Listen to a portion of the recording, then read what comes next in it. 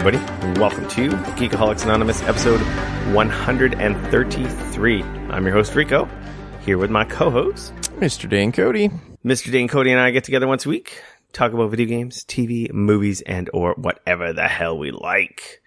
Welcome, everyone, to episode 133 after this wonderful, lovely, extra long Thanksgiving weekend for our American friends and Dane, who's married to one. Yeah. There are benefits. I did not have, no, that's a lie. I was going to say I didn't have a long weekend, but I had a couple sick days last week, so it felt like a long weekend. Yeah, you did. But I did not have 4 days off, and I did not get turkey. Let me tell you about turkey. I have a story. Oh, you turkey. have a story to tell? Oh, it's a sad tale. This is the sad story? This is the sad tale. All right, children, gather around. Let me tell you a story. So, Thursday, slaving away all day. We're helping my wife. We're cooking food. We got a big Thanksgiving dinner with friends, and so we cooked turkey. We took all kinds of mashed potatoes, the whole nine. I got a big turkey, roast it. It's delicious. We have dinner. It's great. Everybody's happy. End of the night, we pack it all up. We get home, we unload. We had some friends that came over. They're crashing at our place that night, and so they're helping us pack all the food back upstairs into the house.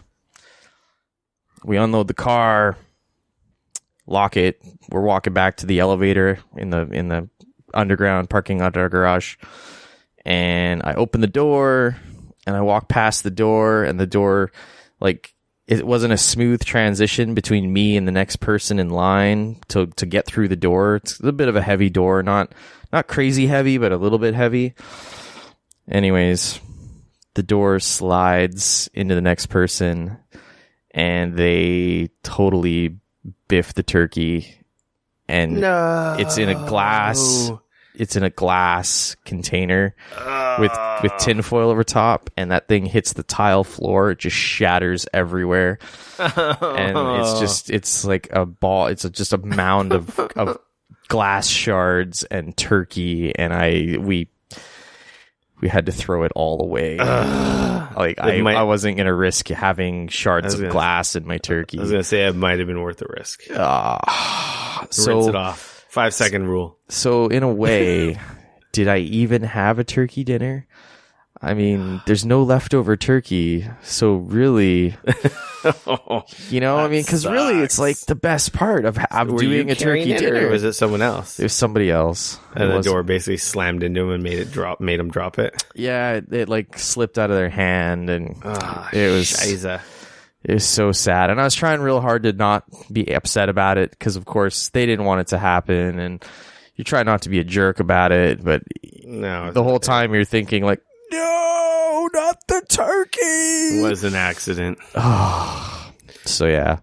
Nice. So I did have a turkey dinner, but did I actually have a turkey dinner? You were robbed of your leftovers the next day. And the day after that, and the turkey soup that I would have made on the weekend, and it was bad. Boo. So that was my sad story. Did you take part in any fun Black Friday deals to make yourself feel better? Nope. Console yourself with consumer spending? No. I'm a broke ass. Ain't got no money for that shit. I may have partook in a couple deals. Friday was my wife's birthday, so. Oh, was it? Yeah.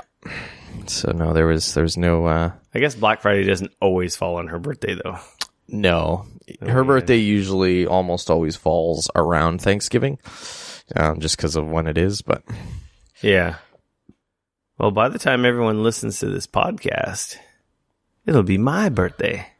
Nice. The day this episode goes out. So figure that one out, ladies and gents. Actually had an alert that popped up and said it was going to be your birthday. Oh, yeah.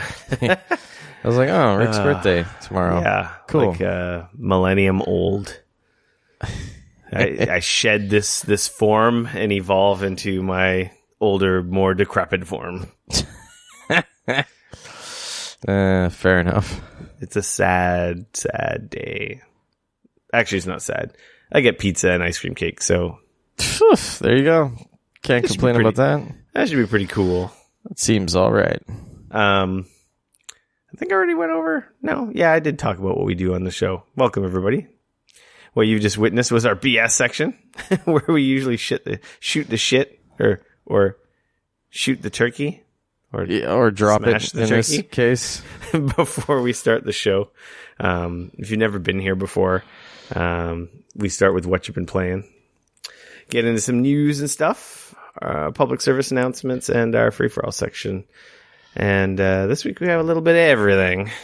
Oh yeah! Besides our Turkey and Black Friday deals, there was some crazy deals. Well, for American friends on games, man, I saw so many. It's like after exchange and shipping, I'm like, it's not as good a deal. But it's like if I was at a Target right now, I would have bought Injustice for $15, or if I was at Best Buy, I would have got Tekken 7 for $20. Right. Like our deals were okay up here, but they were like $40 and $50 compared to the regular $79 Canadian. So there was deals to be had, but I was just like, I already have too many games. That's kind of what happened to me. There was a Steam sale that happened last weekend. I can honestly say, is that still going on, or is it over? It is not. It's over. I didn't even check it out. It's the first time I think I've ever not even looked at a Steam sale. I didn't even load my Steam up to even look at what was going on. Yeah, after looking at all the games that were on sale, and I was like, FIFA's like $39 and this and that, and I'm like, I'm not gonna play it. Why am I even gonna buy it? I'm like, well, just wait. We got Christmas coming up, my birthday, Boxing Day quite often even has even better deals in my opinion than Black Friday, because it's more the let's get rid of this shit sale because Christmas is now gone and we're going to be stuck with this crap if we don't offload it. Yeah, that definitely happens. But the main thing was I was basically like, I'm playing Assassin's Creed. I still have to play Call of Duty. I still have Lego, Marvel Lego number 2, whatever the hell they call that one. Like, I got all this shit, and I'm just like, I don't need any more games. Like, I'm just wasting money at this point. I did partake in purchasing that Elgato Stream Deck to nice. Hopefully punch up the quality of my streams that I keep talking about that I'm still not doing. But even though now you've got Skookum internet. I got fast internet. I got my tools are starting to all line up. I just got to make the time and just do it. Like Nike, just do it. Yeah. So that was on sale in the US. I think it was $99, and in Canada it was $129. Oh wow! Normally it's like $229 or $250 here. So I'm like, that's a pretty good deal. That's like 40% off. I'm like, why not? And also bought a gimbal for my my cell phone. Sweet. Like one of those cool gimbals, because I was going to buy one for my GoPro. But I got an adapter for this one, so it can do GoPro and my cell phone. And I figured it was like $150 off, plus it came with an extra battery and a stand, which made it much more lucrative. And I was looking at like inexpensive no name, or like, well, they're not no name, but they're just Chinese brands, which they're fine. There's nothing wrong with them. They're not like cheap, right? They're quality, but they're not known North American type brands like DJI and so forth. Right. Okay. Anyway, I got the DJI Osmo, and I figured I'd get the phone one because you're always getting new phones, so the camera will always get better. Like gimbal technology, now that it exists and is inexpensive, doesn't really change so much. It gets better, but yeah, I hear what you're saying. But at least like, this way, a gimbal's a gimbal. Like there are some specific ones you can get for waterproof and going like crazy, like if you're into water sports and stuff. But that's not what I need, right? Anyway, but you're always getting a new phone. What do you need it for? Just for filming video. Oh, okay. When I'm on trips and stuff. I guess you have a kid too, so that kind of makes sense. I figure when I go on vacation or when we go to conventions, it just will make for nice quality videos without that freaking shaky cam that, honestly, video, when people are walking with their cell phones, that shakiness almost gives me like a headache. Yeah, it can be not great. It bugs my eyes. Anyway. It really depends too on what kind of like camera you have and whether or not it's got built-in. Well, and that's the thing, which is very with helpful. every new cell phone, you're always getting bigger and better. Like, cell phone cameras are getting so good, right? Yep. So I figured, I should get it for my phone because I'm always going to be getting new phones, and it's always going to be upgrading to a new, bigger, better camera over time, right? Mm-hmm. Anyway, so that's what I got. I'm still waiting for my PS. My PSVR is on its way. Oh, okay. I'm really excited. I want to play Skyrim, and I want to play Rec Room was free on the PlayStation Store, which I want to try. I got Gran Turismo still. And what else did I have? Oh, Rush of Blood was a PlayStation Plus VR title for free.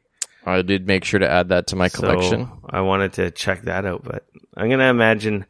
Hopefully I'll have it before next week's podcast so I can talk about... I really want to talk about Skyrim VR. But you haven't played it yet? No. Oh, okay. I have not. I don't have my headset yet. It's in transit now. Sweet. It arrived to my friend, and now they've resent it to me from the US to here. So after everything was said and done, above and beyond Black Friday prices on my PSVR, I probably saved an additional $150. Oh, wow. So I got the new headset and Skyrim for basically a minimal upgrade fee of like $100 after selling my old headset. So, wow, that's pretty good. Yeah, I'm pretty excited about that. With that being said, enough of this BS, Dane. Let's get into what you've been playing. I thought we were maybe going to slide into something else. I wasn't ready yet. Oh. I played a bunch of Call of Duty World War II multiplayer on the weekend. Oh, yeah? I don't know about a bunch, but a few hours. Okay. With my brother-in-law. It was a double XP week. Double XP. I did hear that. Boots on the ground. Call of Duty. Okay. I don't know. Was it everything you was everything no you hoped it would be and there more? Was no nothing. Yeah, it was... Yeah, it was good. I went from like level 4 to like level 17 very quickly. Oh, wow. Okay. The thing I will say about Call of Duty World War II multiplayer is that interface is so weird. It takes quite a while getting used to. I don't know. I haven't played any Call of Duty multiplayer in a really long time. Yeah, it's... Zombies doesn't count. It's been a long time for me as well. But like I didn't play Infinite Warfare. I didn't play Black Ops 3, besides maybe some of the campaign multiplayer. But that's not the same. And I didn't play Advanced Warfare at all.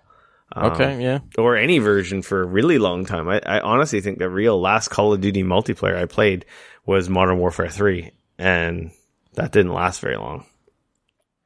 Or maybe we played some Ghosts. No. Yeah, I was going to say you and I played Ghosts. I know that. We played the Alien mode in Ghosts. I remember you and I actually playing Ghosts a bit, and like it just didn't feel quite right.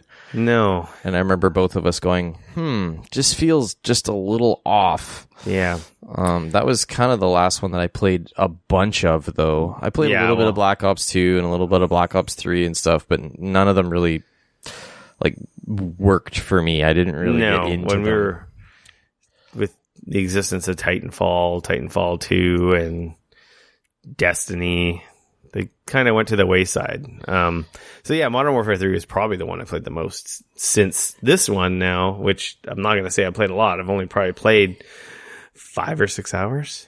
Okay.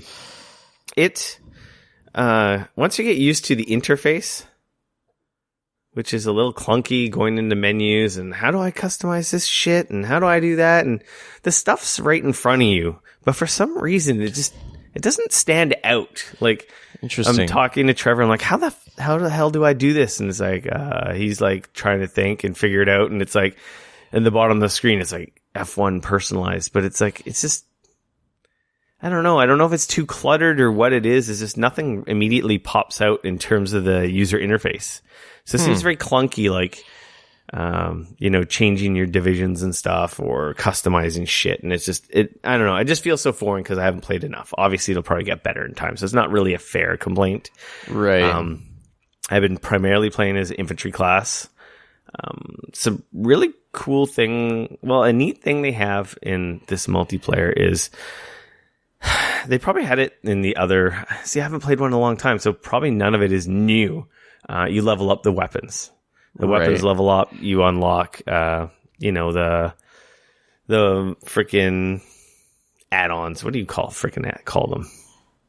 Like, you mean like sights and silencers and all that kind of stuff? You get accessories. Sights, you get your different mods for the gun as you level up. You hit level 10 and it unlocks this one perk, and so you get the reduction in recoil or the 4 times optical scope or the freaking hard jacket shells or whatever the fuck they're called. I don't even know. But Full metal jackets. Anyway, each gun has different shit. They're all different, right? Each gun has its own set of perks, the different weapon classes, rifles, submachine guns, light machine guns, sniper rifles, shotguns, pistols, blah, blah, blah, blah, blah. And it goes on and on and on.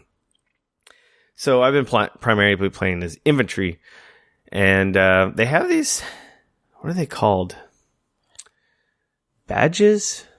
Or medals? Okay. What the hell are they called? I don't know. You're the one for playing. Each class. Like, you've got the different divisions. You got infantry, airborne, mountaineer, something, and something else. There's like 5 or 6 of them. One's your fat. What's the point in having the separate? They're predetermined classes. They're like different. that. They're different loadouts, and then they have the different perks. And this is what I mean. Are they emblems? So then do you, after you hit a certain level, can you get a custom one and you can choose you want? Or do you always have to choose a base class? You start out with the first one you pick. So the first one you pick is free, right? So if you like playing snipers, you pick the sniper class. If you like close combat, you pick the mountaineer shoddy. I think it's mountaineer, and that's the shoddy class. If you like running and gunning with submachine guns, you choose that class, and so forth, right? Okay. So you get to choose your first division for free. All that is a loadout, a predetermined loadout, right? Oh, okay, got it. That's unlocked.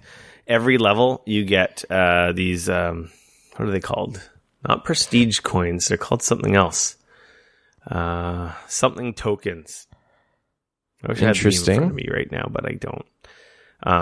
And every level, you unlock one doing different challenges for weapons or class challenges.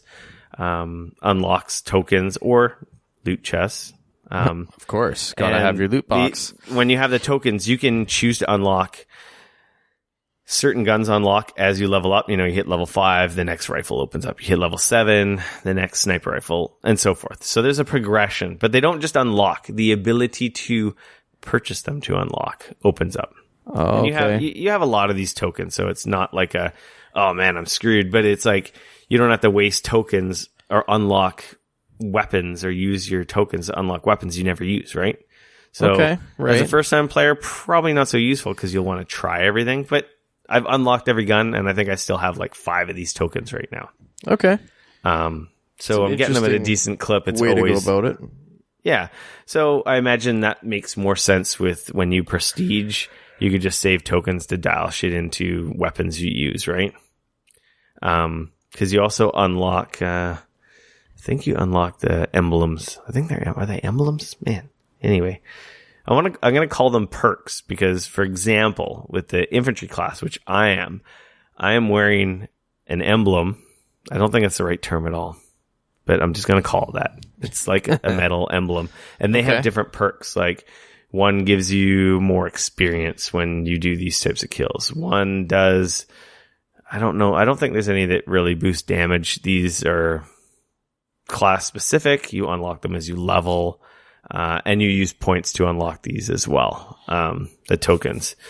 For example, though, the one I have is your kill streaks.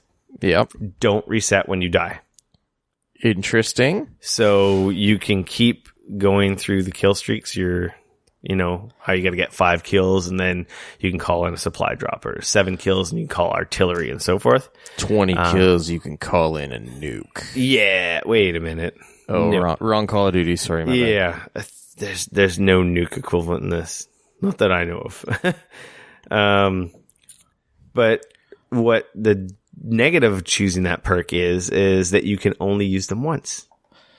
So it kind of Oh. guarantees that you will get the highest available kill streak that you've unlocked if you're playing Right. decently, but you can only ever use them once. So for me, being a noob is very helpful to help me get in the swing of things, as opposed to, getting 5 kills sometimes can be tough, let alone 7, 8, or 9. Right? Yeah, especially like Call of Duty, man. That thing can be when you ruthless. There's a you haven't lot played- of fucking people that have been playing it for a long time.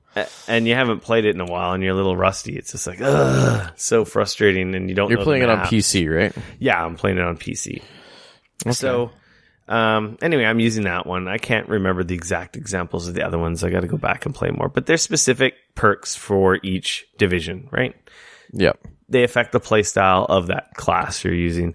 And of course, as you level up, you can just unlock the other divisions. So if you want to have an airborne loadout, if you want to have a mountaineer loadout, an armored loadout, and so forth, you can unlock those. So, just like in the old Call of Duties, you can have like 5 custom loadouts. Plus, I think there's like 4 or 5, maybe 6 predetermined ones that you can't change. Okay. But of course, when you unlock the other ones, you can start getting into different perks and play styles, because that's really the difference of the classes, right? It's just are you sitting back? Are you in the middle of it? Are you long range? Are you short range or close range, and so forth, right? Okay. So then you can create a custom one and Oh yeah, you sort can of create- adjust all that stuff, and you don't Yep. have to You choose can buy one of their... you can buy 5 infantry class slots and have 5 different loadouts of infantry if you just feel like you don't like the other classes, because the perks in that division speak to your playstyle, right? But that doesn't mean you can't use a sniper rifle. Like, you can create an infantry Right. loadout with a sniper rifle Got it. and so forth, right? I just never fully understood that. Like, there's all these different games, especially the one actually that comes to mind for me is Rainbow Six Siege, for example. And you've got all of these different, classes with the different styles and soldiers and everything else. And then you can sort of choose weapons based on this stuff. But like, for example, when I used to play Rainbow Six 3 Raven Shield, you would just choose your loadout and what you wanted in it. I didn't have to worry about classes and whether or not I could use that gun with this. And you know what I mean? Like, it was very, but I mean, I guess in a game like Siege, they want to make sure that there's some people are defending and some people are like, I guess they're not just, people aren't just cheesing everybody else, because I think that they sort of put some of those types of abilities in the game, whereas if everybody was using this exact same loadout, it could be almost a problem in that game. So Yeah. but it just kind of always never really understood it to me. I'm like, man, like, why the fuck do I have to have classes in all of these games all of a sudden? It seems like every time they release a new game over the last while, it's like, even the old Call of Duty, you never had to worry about classes. All you did was just, you would pick your loadout and you'd play. Like, yeah. You know what I mean? think it's neat, though. It adds a different layer to, people's different play abilities and styles, right? So, like, Right. for, like, that perk I'm using lets me call in artillery every match and feel useful, even though Right. I'm not the guy getting a 10 kill streak on my own because I'm pro MLG, right? Okay. And Yeah, there's makes a sense. lot more perks for each class. Like, that's just an example of one I've used there. The perk that infantry starts with by default, basically, instead of a pistol, you have a rocket launcher. Oh, that seems useful. There was another perk where you have 2 primary weapons. Oh, okay. And then, So instead of having a sidearm and a rifle, you could have like but 2 rifles. there's a negative to that one, and I can't remember it. It might be that your kill streaks cost more. Oh, interesting. Something like that. I can't remember. So there's like these, those are just a couple examples of the ones I can remember. Right. But there's easily like at least 10, and I'm pretty sure those are specific for the infantry class. So okay. they're neat. They add another layer, like I said, to instead of just the cookie cutter. Because without the classes, all it is just what gun type you're using, right? Right.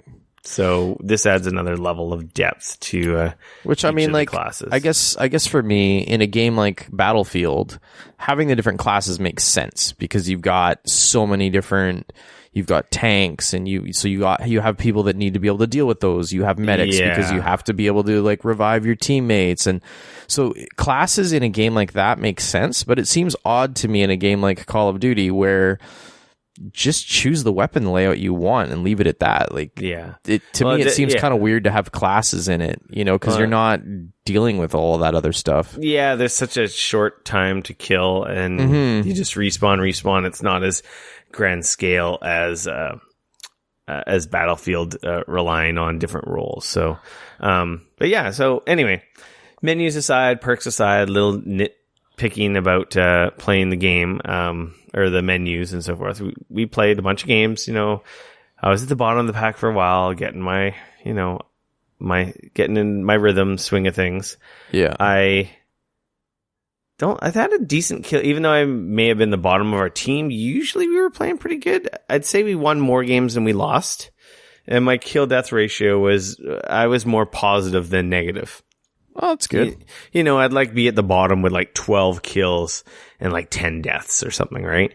Right. And then I started getting more comfortable, and at the end of the game, it was like pretty much Trevor was on top a bunch of games, and I don't know a bunch, but at least a couple games he was the highest, and I was in second. I don't think I came out on top any game, but I had a couple games with some really good kills, and I was getting the swing of thing, getting some actual legit kill streaks on my own, messing guys up and getting a feel for, the cooking grenades and knowing the choke points and the good spots on the map a little bit that worked for me. It felt real good. I'm like, oh man, I remember loving Call of Duty, and I actually really want to play more. And Trev came out of that. It's like, oh, we got to play more, because we did have at the end of it all, and after my annoyances aside, we had a lot of fun. Like, we were playing domination. I love that type of game mode. Yeah. And it's a very pretty game, and it plays so well. It's a solid shooter. Sweet. Have you played any of the single player? Not past the 3 plus or minus hours I've played already. Okay. I want to go back to that, but man, awesome Assassin's Creed has been eating up a lot of my time, still. And then of course the Destiny expansion comes out next week, so yeah, man, I'm excited about that. We'll get to Destiny. There's a lot to be said about Destiny right now, if you weren't aware. So yeah, COD multiplayer is freaking good. If you haven't been around for a while, it might be worthwhile checking in again. I had a lot of fun. We had a lot of fun, and I'm getting the hang of it, and got my loot boxes and my gear and stuff. Nice. Man, there is a lot of shit to unlock in that game. That headquarters mode, which is like the social space, kind of like the tower in Destiny. Yep. Have they opened that again? Because I know initially it's always been open on PC, so I don't know what was going on the consoles. Oh, it was always open on PC. It was always open on PC, so I don't know if features were disabled. Because I was, as soon as it launched, I was always able to go to the HQ. There was other people running around. Oh, okay, that was the thing. Because I know on console, I think they were that was the key. There was nobody in there. You were in an instance by yourself. Yeah, no, it's always had. So I don't know what the difference is with that. And apparently, they just re-enabled a bunch of features on the console version of HQ. So, but I don't know what may or may not been working in that. Right. I don't know. I remember when me and Trevor were screwing around the first time in there. There was like a firing range that you could compete against your friend, and there's a bunch of other different modes, but we really didn't get into that. Right. So you've got the quartermaster, which you can use currency that you unlock from the loot crates. Okay. And you can unlock like skins and so forth for weapons. And if you unlock, there's collections for different weapons, and if you unlock all the stuff in a collection for a particular gun, then it unlocks like an epic or I guess legendary skin for that gun. Oh, interesting. And then those epic skins have like experience buffs, like 10% experience buffs, but nothing that buffs damage. That's good. As far as I'm aware. And you earn this currency just from leveling up and from the loot box crates. I don't know if you get crates guaranteed every level you hit. I know after the end of every match, it seems that there's like a basically one of those you might have a chance or whatever. Yeah, there's like a wheel spin, and it's like the wheel of loot box fun. Yeah, it's like crates earned, and it'll say like 1 or 2 or 3. Or I've even seen 4. Oh, and wow. they just rotate through the leaderboard on the end game tally screen, and and then they stop. Oh, okay. And potentially you can win one. I've won one. I think Trevor's won a couple. I'm sure he's won more than a couple because he's much higher level than I am. Right. But it seems to be all like emotes and skins. So, it doesn't really bother me. You can go and buy currency and buy unlocks if you want to, or buy the currency to buy the loot boxes, but I don't see any need to. There's so much shit to unlock. I just feel like you're throwing away money because there really is I don't feel like there's any real reason to do that unless you're really silly. I'm sure they'll catch some people, but it's cosmetic, so I can totally ignore it. There is outfits and skins for divisions, I guess, that you could that you may want to unlock, but I don't know. They're like World War II guys and different. Your guy's in a blue uniform instead of a camo or khaki uniform. It's like, right. Be-doo-dah, Yeah. It's not quite the same as the old stuff. And it's funny. There's a social score, social rank when you drop the chests in front of other people when you open them in the social space. I don't even know what your social level affects. I have no idea. But there's also you get missions from, what is he called? Not the quartermaster, maybe the commanding officer or something. Oh, is that you kill 3 people with a knife, or they're like bounties. Kill 2 people with 1 grenade, or stuff like that. Yeah, get headshots with rifles. Win 10 games of or win any game mode. Win a game of domination, and those are weekly. So they have just like Destiny, they have a weekly reset. There's bigger, longer ones, and then there's the shorter ones. They give you experience. I think some of them may unlock mods and shit. Or stuff that you would get out of chests, and of course, some of them just straight up reward you with loot chests. Right. Oh, okay. Which is kind of neat. It gives you more reason above and beyond. Like every Call of Duty, there's challenges for your weapon, for your class, depending on what kind of gun you're using. Get headshots, get these kinds of kills, do this, do that. There's that system still in there, like every Call of Duty in the past, which, when you did the get 10 headshots, well, there's a, extra chunk of experience, right? And then you know how there's multiple ranks in each of those challenges. They get bigger and bigger and bigger. Same kind of thing exists. So there's a lot of systems. There's a lot of unlocks. There's a lot of shit to do if you enjoy this game. So, that makes sense. It's a Call of Duty game. How time gated or how grindy it is, I really don't have a sense for yet. But I don't know. It doesn't bother me because I can ignore most of that shit, and I have everything I need. I'm still using the very first gun that the infantry class unlocks with just mods on it, and I feel real comfortable and competent with it. I will say, man, sniper rifles are freaking powerful in that game. Or at least the assholes who use sniper rifles are really effective. If you're good with them, man, you can be really good with them. I don't know if there's a cheating problem. I don't know. We were in a game once where we were on the winning side, so of course it didn't really infuriate us, but there was some chat going on in the game. Right. About somebody on your team saying he was going to report the guy on our team because he was 50-8. Oh, wow. And it's I don't know. Yeah, it's crazy because I've had some really good games in my best games in Call of Duty or maybe even Destiny. I've had 30 plus kills and single digit deaths. And I've had people call me a cheater, and I'm not cheating. Now 50 is quite a fucking lot.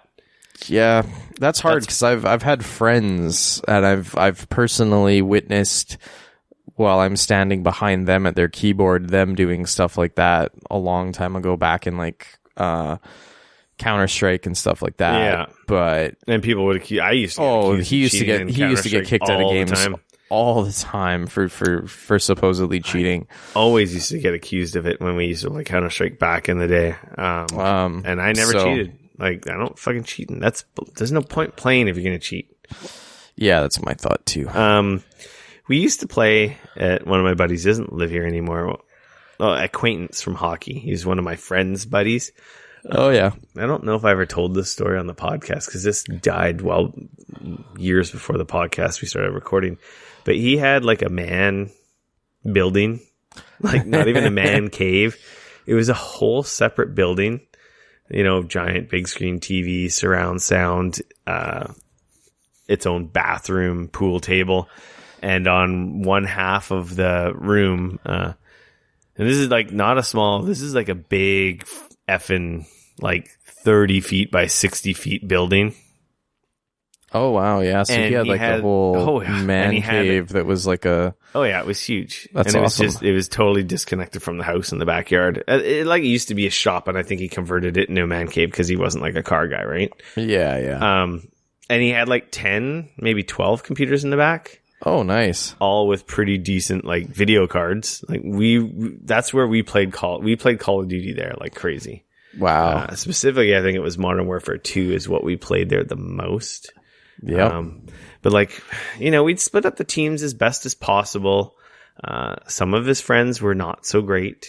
And we'd try to divvy it up as best as possible. And, sometimes it was good and sometimes it wasn't. And there was the one guy, and I'm not going to say names, and he always accused us of cheating when he was on the losing team. And it's like, where to fucking land on your computers? Yeah, yeah. It wasn't the host, but it was one of his buddies that wasn't very good.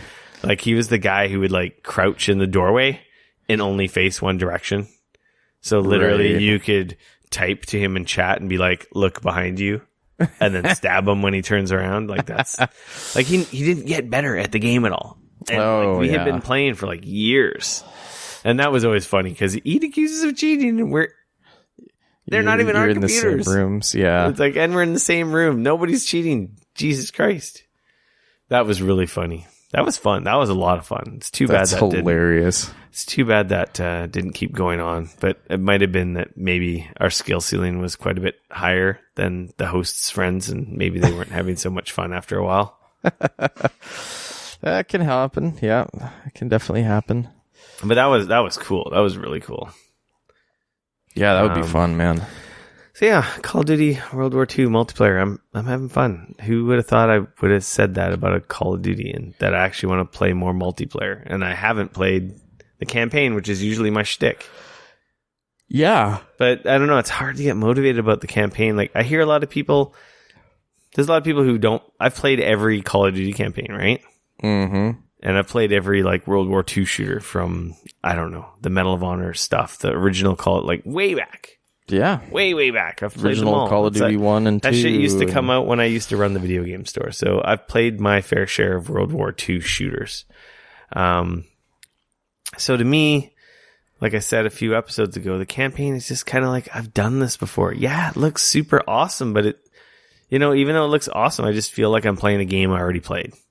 And I'm not really invested in the characters. I will beat it. I will give it more time. And my tune may change, but it's an uphill battle. And it's funny because there's other people out there in reviews or in podcasts that I've listened to, like, oh, the campaign's so cool. It's so compelling. I really like the characters. And I'm like, really? I'm like, okay, you clearly haven't played a World War II game ever or in a really long time, or as many as I have. And it's not that the campaign is bad.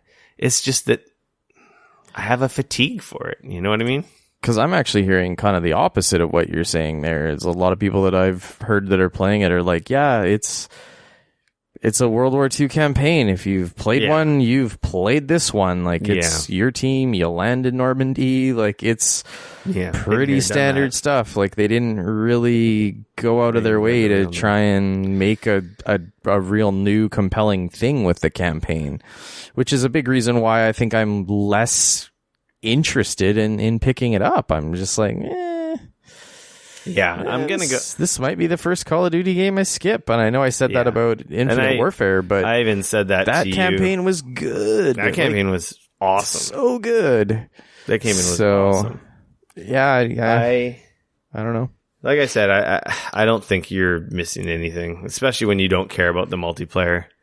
No, I don't know. I feel like my days of jumping online and spending hours and hours playing multiplayer are sort of over. Like I there's so many games that I want to play that are single player, or this new, whatever the hell you want to call it, Destiny style game where you're online playing, with and against and for, and it's just, there's so many massive games nowadays.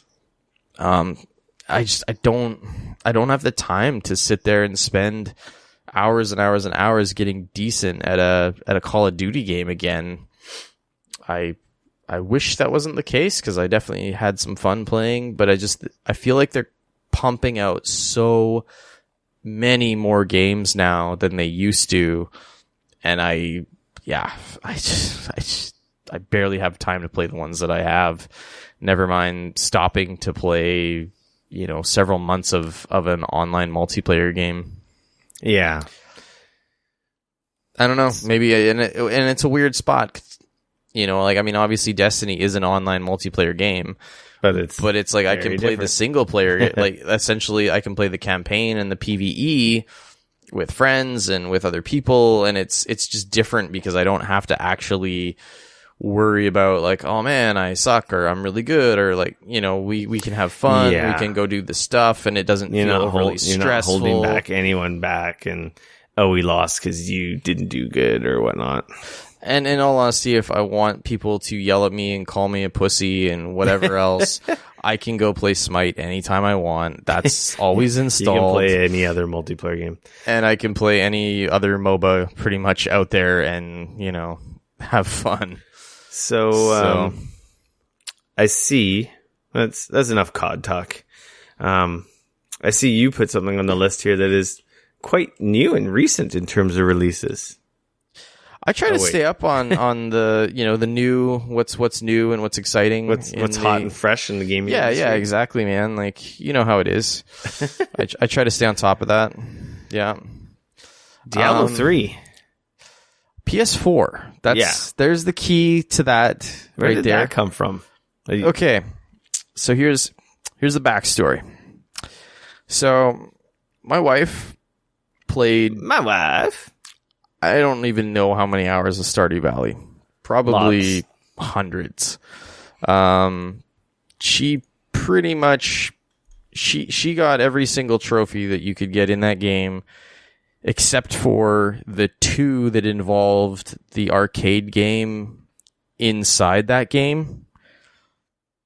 Outside of those two trophies, one of them was you had to beat the whole arcade game in Stardew Valley in the bar, which is like a mini game inside Stardew Valley. And the other trophy was that you had to beat that game without dying once or getting hit once. So needless to say, she was like, yeah, that's not going to happen. And I'm not going to sit there and bash my head against the wall for that, because I just don't care. Yeah. So after she had dropped, I don't even know how many hours, she was kind of getting bored. She was like, I'm kind of bored of this game. Everything this can offer. I have literally done everything and seen everything there is to see and do in this game, and I've gone everywhere. I've gotten everything. She gave it a fair shake. How's that? Especially for the $20 or whatever that game cost. She by far and away got her money's worth. She got her money's worth. She was paying cents an hour for it. Oh yes, maybe even fractions of a cent per hour at that point. So anyways, so she was like, yeah, I kind of am looking for something else to play. And I was like, okay, well, that's fair. So I didn't really know what to get her to try. So I installed SteamWorld Dig, actually. The first one or second one? The first one. Okay. And is that a PlayStation Plus game or a demo or something? I can't remember if it was a PlayStation Plus game a long time ago. It was part of my It was in my library, so all I had to do was install it. I thought, well, this, at the end of the day... I think that was a PlayStation Plus game, because I do have it. I have it on my Vita, and I know I didn't buy it. Yeah, I have it on my Vita as well. That's where I was playing it, actually. It was on my Vita. So I was thinking, like, it is a platforming game, but it's not overly crazy. Like, it's not like a Metroid game. It's ultimately, you're just dig down and follow the little red dot and dig lots, and there's not a ton of things that are, you're not shooting stuff, you're not, kind of a game, right? Because the challenge, of course, is that she's been getting a lot better at games, and as time has gone on, she's been playing different kinds of games. So obviously, Stardew was a big departure from the games that she'd played before. But so she was looking for something else to play. So she actually played through that. She beat that, which was cool. But I mean, it's not a super long game. So that was like a week or two for her. And she was like, okay, well, I'm kind of done that. What's next? I don't feel like I need to platinum that. Like, it's not, it ain't no Stardew or Skyline. Yeah, like she didn't feel compelled that she needed to do that. So I was like, all right, that's fair. And I was trying to rack my brain as to like what kind of game would be good for my wife, because the big thing with her is she has a really difficult time with the right analog stick. Yeah, you're saying with like the dual sticks. So yeah, so there's a lot of games where you need to use both sticks. Like a lot of games. My wife's not so hot with when she has to control the camera. Yeah, and that's the thing. Like so like she was watching me play Assassin's Creed Origins, and she was even like, oh, maybe I'll start one of those games, and I was like, oh, well, hey man, like there's slots available, like if you want you could start. Anyways, so she realized there was a camera involved in that, and she wasn't none, and then of course she's also very impatient when she games. She doesn't like to like read, and if there's story stuff that she needs to like sit there and or like if there's like a buried hint of what she needs to do and it's not like flashing on the screen telling her where to go. She's like, she'll either, she doesn't care or she'll skip past. That's the key. That's one of the things she tends to do, is like there'll be somebody talking to her, telling her what she's supposed to do, and she'll just skip past it and then be like, okay, where am I supposed to go? What am I supposed to do? I'm like, well, did you listen to what Buddy told you you're supposed to do? And she's like, well, no. I'm like, well, that was kind of the whole point of that cutscene that you just skipped through. And she's like, well, I don't want to listen to him. I just want to go play. And I'm like, so I was trying to rack my brain what works within those two constraints, if you will. And I realized Diablo 3 might be a perfect game for her. There's tons of gameplay. It does a fairly good job of like guiding you as far as it's not a giant open world where you can kind of go get lost. Like ultimately it's somewhat linear in a way. You start at this point and you kind of follow things along, and then you'll eventually, once all the map is sort of revealed, you'll know where you're supposed to go. And also, it's a great game because then I can sort of play with her, at least initially, to get her on track, to sort of show her the ropes, if you will. And then once she's kind of got it, I don't necessarily need to be there all the time. So there's a large investment initially, but then down the road, she'll pick it up on her own and she'll play. So that was kind of what I was thinking. I didn't realize, though, that game is fucking expensive still. Like, I couldn't believe it. The PS4 version, like, so it did come out on PS3 and PS4. I thought it was like cheaper, like on super sale, like everywhere all the time. I managed to find it at like one of my local like mom and pa video game stores for I think $30. But like I couldn't believe, like online, man, it was like on the PlayStation Store and on other places, like they were asking like $60-$70 still. Like they wanted all the money. So anyways, so it was her birthday, so I picked that up for her, and on Saturday we kind of got an opportunity to sit down and get started on that.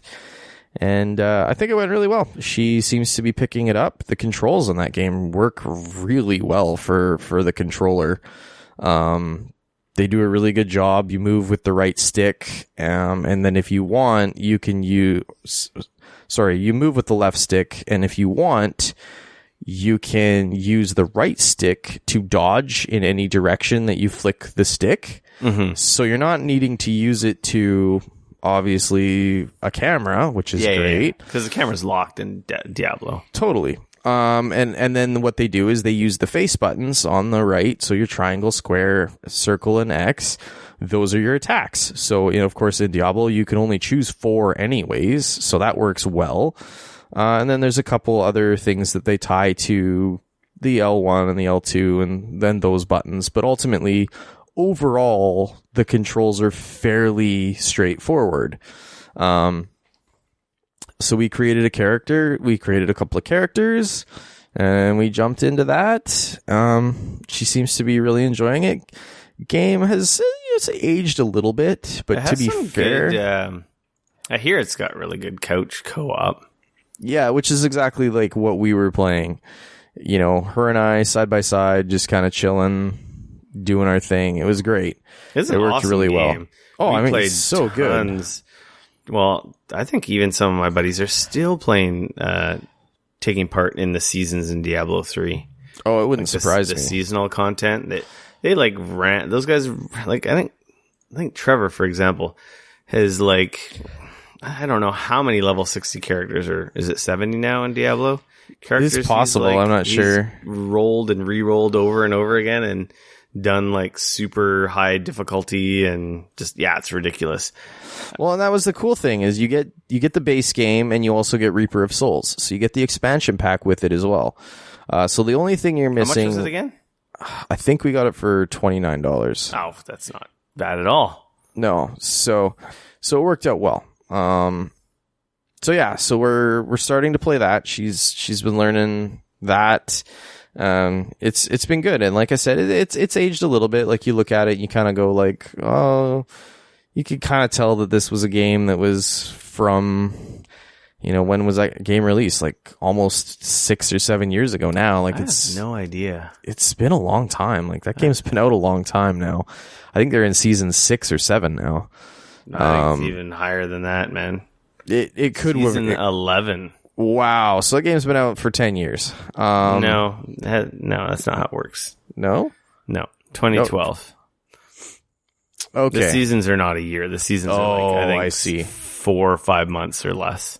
Oh, okay. Got it. They didn't come a few years into the development of the game because this game seems like top to bottom, like redesign on the loot systems. Well, I remember the last time I played, there was still the real world auction house in it. That's a long time ago. Yeah, I know. So it's aged a little bit, but it still looks great. It runs. That's the one nice thing on the PS4. It runs so smooth. Even the two of us, we're doing our thing. I'm playing a Crusader. She's playing a Sorcerer. So it's been fun. It's been a really good couch co-op game. We've been, like I said, I'm sort of showing her the ropes, going through it with her. Great game for that. And it's easy she can't really get lost.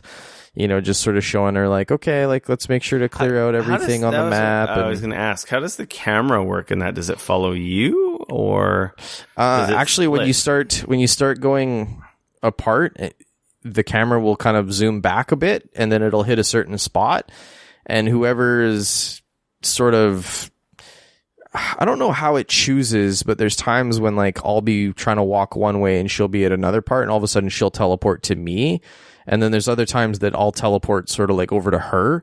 So I'm not really sure what it uses to decide who should teleport to who, or whom, I guess. But either way, it works really well. And it's easy to just be like, okay, we're like, let's go this way. Or, you just hit down on the D-pad and it pulls up the map and she can see like, okay, this is all the stuff that we've done. This is kind of where we're going. Like, and so it's been a really good game for that. I hear really good things about the co-op on the console version of it. So, I was just looking up PS4 Pro. support for it just out of curiosity, had they done anything. No. So it has dynamic resolution, so it gets up to 4K. More often than not, it's like 1872p. But it's got a bunch of lighting effects and bloom and apparently 60 FPS. So I don't know what it runs at on the regular PS4, but yeah, I'm not sure. I know. I mean, our TV's only a 1080p anyway, so that's fine. But like I said, it looks good. It runs great. No slowdowns. That's looks fun, and she's clean. liking it. Yeah, she likes it. I didn't get my wife into a game, but it's so hard. A little bit of it. She's like, "Oh, that was kind of gross," or "Oh, these dudes keep just trying to kill me. Like, what's their problem?" Or like, But overall, I think they don't like women. Overall, is she playing as a female character? Or is she playing like a big buff barbarian? No, she's playing as a sorcerer or sorceress. I guess it would be female nice, sorcerer. Awesome. So, yeah. It's I hear good things, and so you continue to confirm those things about the co-op mode on the console version of the game. It's a dope game. Like I said, it was something that I thought that she could learn and get into, and then there's lots of hours of gameplay if she wants to keep playing it. Yeah, and if I'm not around or whatever, right? So I loved it on PC. I still love it on PC. I just haven't played it in a while. I've obviously continued to play Assassin's Creed. Oh man, so have I. I've hit some huge story beats. I'm level 35. Oh, I'm playing a lot. You're a bit ahead of me. I'm level 28. Yeah, it's definitely slowed down in terms of leveling, but that's okay. But I don't really have anything to add in terms of story stuff because we don't want to spoil anything.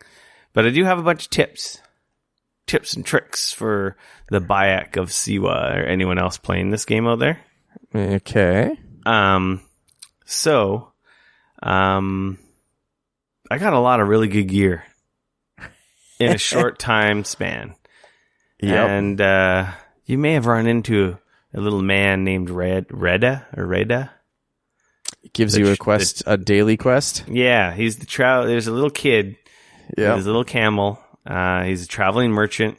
Yeah, he'll give you a daily quest. He gives you a daily quest, and he also has some quite entertaining, colorful stories about the fate of his parents. Yep. My character has busted him because he's told different stories. Yep. So, who knows what the truth is? But I would say he's the Zur equivalent except for he's always in the world. He's moving around from town to town. And you may not always be able to get to him because he might be in regions that are out of your level. That's happened to me a couple of times. Logged in and he was off in a level 40 area.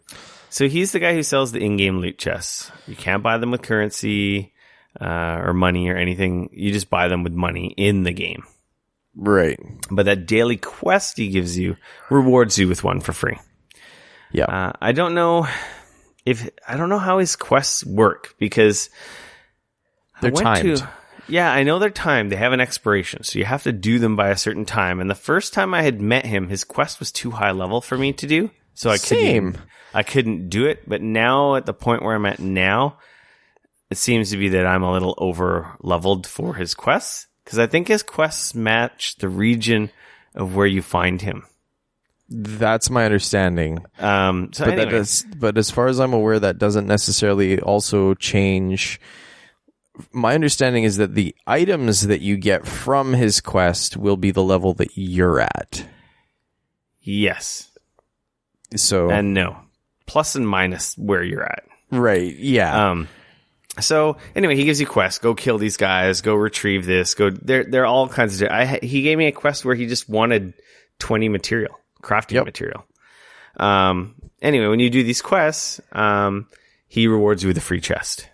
So I don't know what happened, but he happened to you automatically open. Yeah, you automatically open. I was so confused. It's weird. Yeah, I know. Me too. That's why I mentioned it. The first time I was like, I thought I was going to buy a chest, but he gave me an item. So do I still have that chest somewhere? Yeah, I saw. So I went like looking through my pop up on my screen, and I went looking through my inventory trying to find it. couldn't find it, and then I realized like, oh, that's what happened. Yeah, it just the loot that you instantly get from completing his quest is basically the chest reward opening immediately. So for whatever reason, he had like 3 quests in a row for me. Oh, interesting. And I got like 3 legendaries, totally different legendaries from doing them. You're lucky because I've done several quests from him, and out of the quests that I've done for him, I only got 1 legendary. The other 2 were only rares. I think I've gotten like 5 or 6. What I'm getting at is, I don't recommend you spend all your money with him. I recommend you do the quests and get some free rewards from him, because chances are you might get some cool weapons. Because the legendary weapons do have some awesome perks. Yeah. Like, for example, the staff that I got that's always on fire. Nice. And or the legendary predator bow that poisons guys. So if it doesn't kill them, the poison kills them. I have a hunter bow that always shoots flaming arrows. Yeah, I have that one too, I believe. I got that one as well. I got an actual legendary armor set, or I don't know, they're not really armor sets because they're separate from your armor. They're just the cosmetic sets that you put on. The costumes. Yeah, so I got a legendary one, so I look like a pharaoh, which is really cool. Yeah. One of the weapons I got from one of his chests, I noticed, was a weapon you can actually buy with real currency. So there is a store in Assassin's Creed Origins where you can buy Helix credits. And this is where you can use real money to buy Helix credits. And then you can buy shit like a nightmare flaming horse and like really crazy like cosmetic outfits. Yep. And there are weapons that you can buy there with Helix credits. I think they give you like 200 to begin with. At least I have 200. And I didn't spend any money, so I don't know where it came from. 500. Well, I didn't have 500. Well, you got I'm playing on Xbox, so I might have 500 on my PlayStation 4 version. So that might have been I've got 500. That might have been a perk of the gold version that you got on PS4. So anyway, the thing I noticed is that a couple of the legendary items I got from Reda, I don't know if I'm pronouncing his name right, but they were items you could buy from the store. So it appears that the stuff in the store is just if you just want to buy something immediately. Well, they've even said in certain, if you go into the store. Yeah, there's a whole category called time savers. Yeah, it's just called time savers. And it just says, like, if you want to just save some time. Here's a bunch of crafting materials. Here's a bunch of crafting materials. And also here's a bunch of, like, you can buy some of the legendary weapons and call it a day. And when you buy them, they're for the level that you're at in the game. So if you were to purchase them later, they will be higher level. But not one nice thing, obviously, about the games that you pick up or the weapons that you pick up in that game is that as you level up, you can go to a blacksmith and level up your weapons so that even though you may have purchased something, they're not totally useless after you pass it. That's what I was going to get at after I talked about Reddit, but you brought it up. Like at any blacksmith, you can bring your level 5 legendary that you unlocked at the start of the game to say where I'm at level 35. It'll cost you like 3,000 or 4,000 gold, but then it's totally viable late game. So don't ever get rid of any of your legendaries. No. Or any weapon you like, because they're not stuck in time. You just have to go to the blacksmith and he'll up your level 31 sword to 35 or 40 for that matter, right? Yep. And the costs vary depending on the weapon type. It seems like the rare stuff seems to be like around 1,000, and then the legendary stuff seems to be like 3,000 or 4,000, regardless of whether you're going one level or like 5 levels. Yeah, that's the thing that I've noticed. So now instead of paying that kind of money every time at a level, I usually wait several levels and then do it, because otherwise it's way too much money. I've completely stopped upgrading weapons because I've just been lucky at getting good stuff from him. Right. I will probably get to a point where when I hit level 40, then I will definitely, being at 35 now, but all my key weapons are like 35 right now, so I don't... Is the level cap 40? I think the level cap's 40. Okay. And we'll talk about that in one of our news stories relates to this, to the level cap. But yeah, I had a couple weapons that were like level 30, 31, and I was like 34, 35, and I was still kicking guys' asses. So I'm like, well, I don't really need to waste any money then.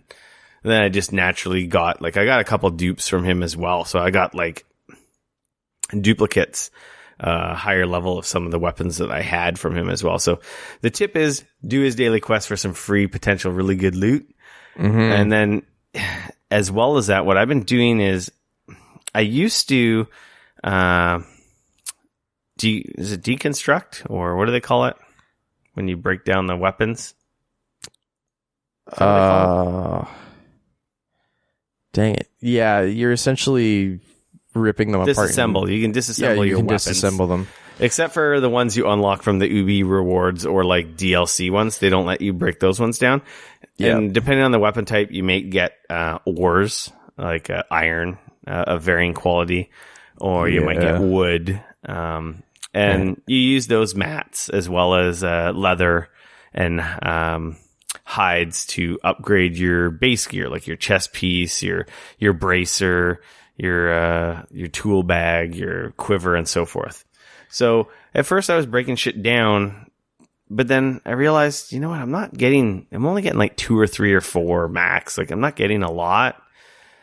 And what I started doing is with weapons I get in the world, like blues and legendaries I'm not using, I'm actually just selling them to Reda or to any merchant that I'm near. And then every time I'm making sure I'm floating above like 10,000, 15,000 plus or minus in that range always. Just in case I need the money. And I just find it's like, hey, I'll spend 3,000 to buy a chest. So I've bought in a few chests with just flipping the crap that I've been getting in the world as opposed to breaking it down. Has seemed to be more rewarding. Yeah, depending on what it is, some of the rare stuff, especially the bigger mallets and things like that I know there's a good chance I'm going to get iron out of, I'll usually disassemble those. Yeah. Just because iron can be a bit of a hassle to get. That's the other reason why I stopped disassembling stuff is, I don't know if it just happens to be where I'm at in the game, but if you use Sinew on a busy roadway, oh yeah, he'll highlight where the stuff is. There'll be soldiers transporting iron, different or money sometimes, or I never go after the money because it's not very lucrative. I haven't gotten a big payday from the money, but no, it's usually like $500. Any of the ores or wood, if they're transporting, you usually get like 20 or 30, and it's huge. And I was just sitting on this one road, and it was like just a constant stream of soldiers coming, bringing me ore. I went from like nothing to like 300 and something of like the rare ore type. And I'm like, that was good. Yeah. So I stopped breaking stuff down in that because it's just like find a busy road, use Sinew, and it's like, hey, what mat do I need? Oh, there it is. Oh, it's coming towards me. I'll just kill these guys when they get over here. That's the one thing I gotta say, man. Trying to get money in that game is not easy. No, like, the money is definitely a grind. That's why, like I said, I quit breaking stuff down because I've been just selling the shit I don't use. Yeah, I know, because for a long time I was like, I've been if you're doing everything stuff, and you're gonna run out of money quick. So I don't know, the combination of my little build up 3,000 from random weapons I'm getting from soldiers and from loot boxes to doing his quest, like. I had like 0 legendaries I was using, and I think every weapon I'm using is a legendary now. Oh yeah, no, everything I have right now is legendary. And I've got shield, armor, both my bows, both my weapons, and everything. I've got I don't have all my gear legendary yet. I have my tool bag, my bracer, my chest plate. Oh yeah, those things I'm still working on. My quiver, and then the rest of the stuff is not quite there yet. Like but yeah, I've been having a lot of fun still. That game is so good. It keeps, it keeps sucking me back so bad. Every time I like stop and think I'm gonna I'm gonna go play something else. It's like nope. I got to a really, like I said, a big story point, and I'm like, this feels like this could be the end of the game, and it's like, no, these are the real bad guys. These are the real bad guys. These are the puppet masters here. And it's like, oh, okay. It's still going, okay, I'm good. Because I was thinking I was going to beat the game before hitting the level cap, and I was like getting kind of upset. Yeah, I had a sneaky suspicion when I was looking at the layout of my target's little area there. And I was like, There's still like 6 I want to say at least 5 or 6 areas I still haven't been to on the map, and they are higher level than me. Yeah, and I understand too that you can, especially if you just do like the main missions, apparently there's a ton of stuff that you can do in there that if you just mainly stick to the story stuff, you'll actually, there's areas that you don't need to go to. So it's kind of up to you whether or not you want to actually explore enough to get to those places. Yeah, so the really cool thing I unlocked, I don't know, did I talk about the Gladiator Arena? I finally found that.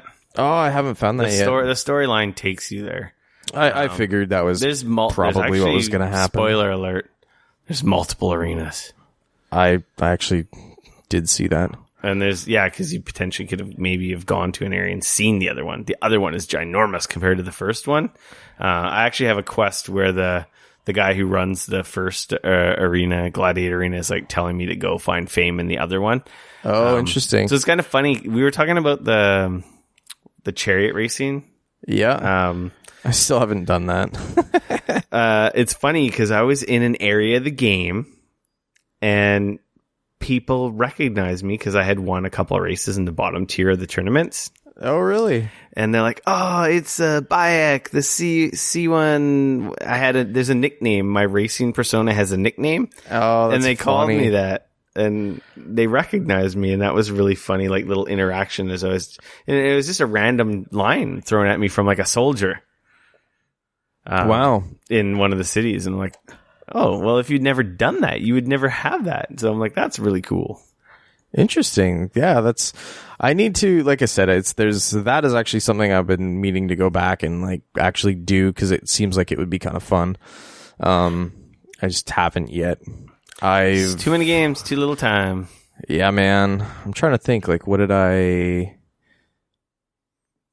killed the hyena. I gotta go find the lizard. That's where I'm at right now. But I keep getting sidetracked, man. I keep getting sidetracked with all the side missions. I had another tip. You just reminded me, because the hyena takes place in a place that reminded me of this tip. Yeah. Ruins.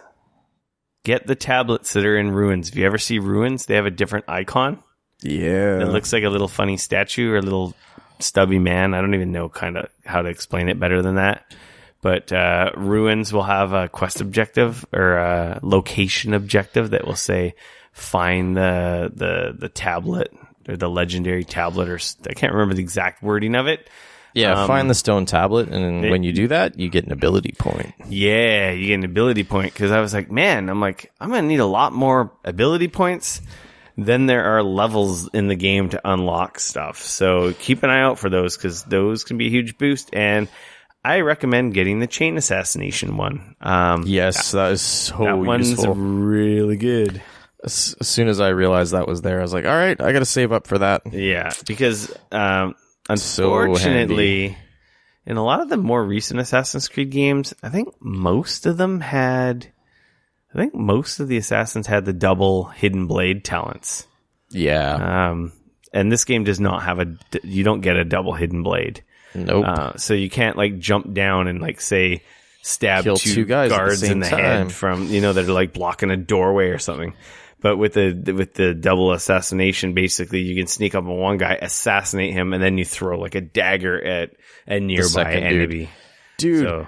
And if you do that, when you have that assassination on like that, you can even use it to kill captains and like high leveled guys in the guards and stuff.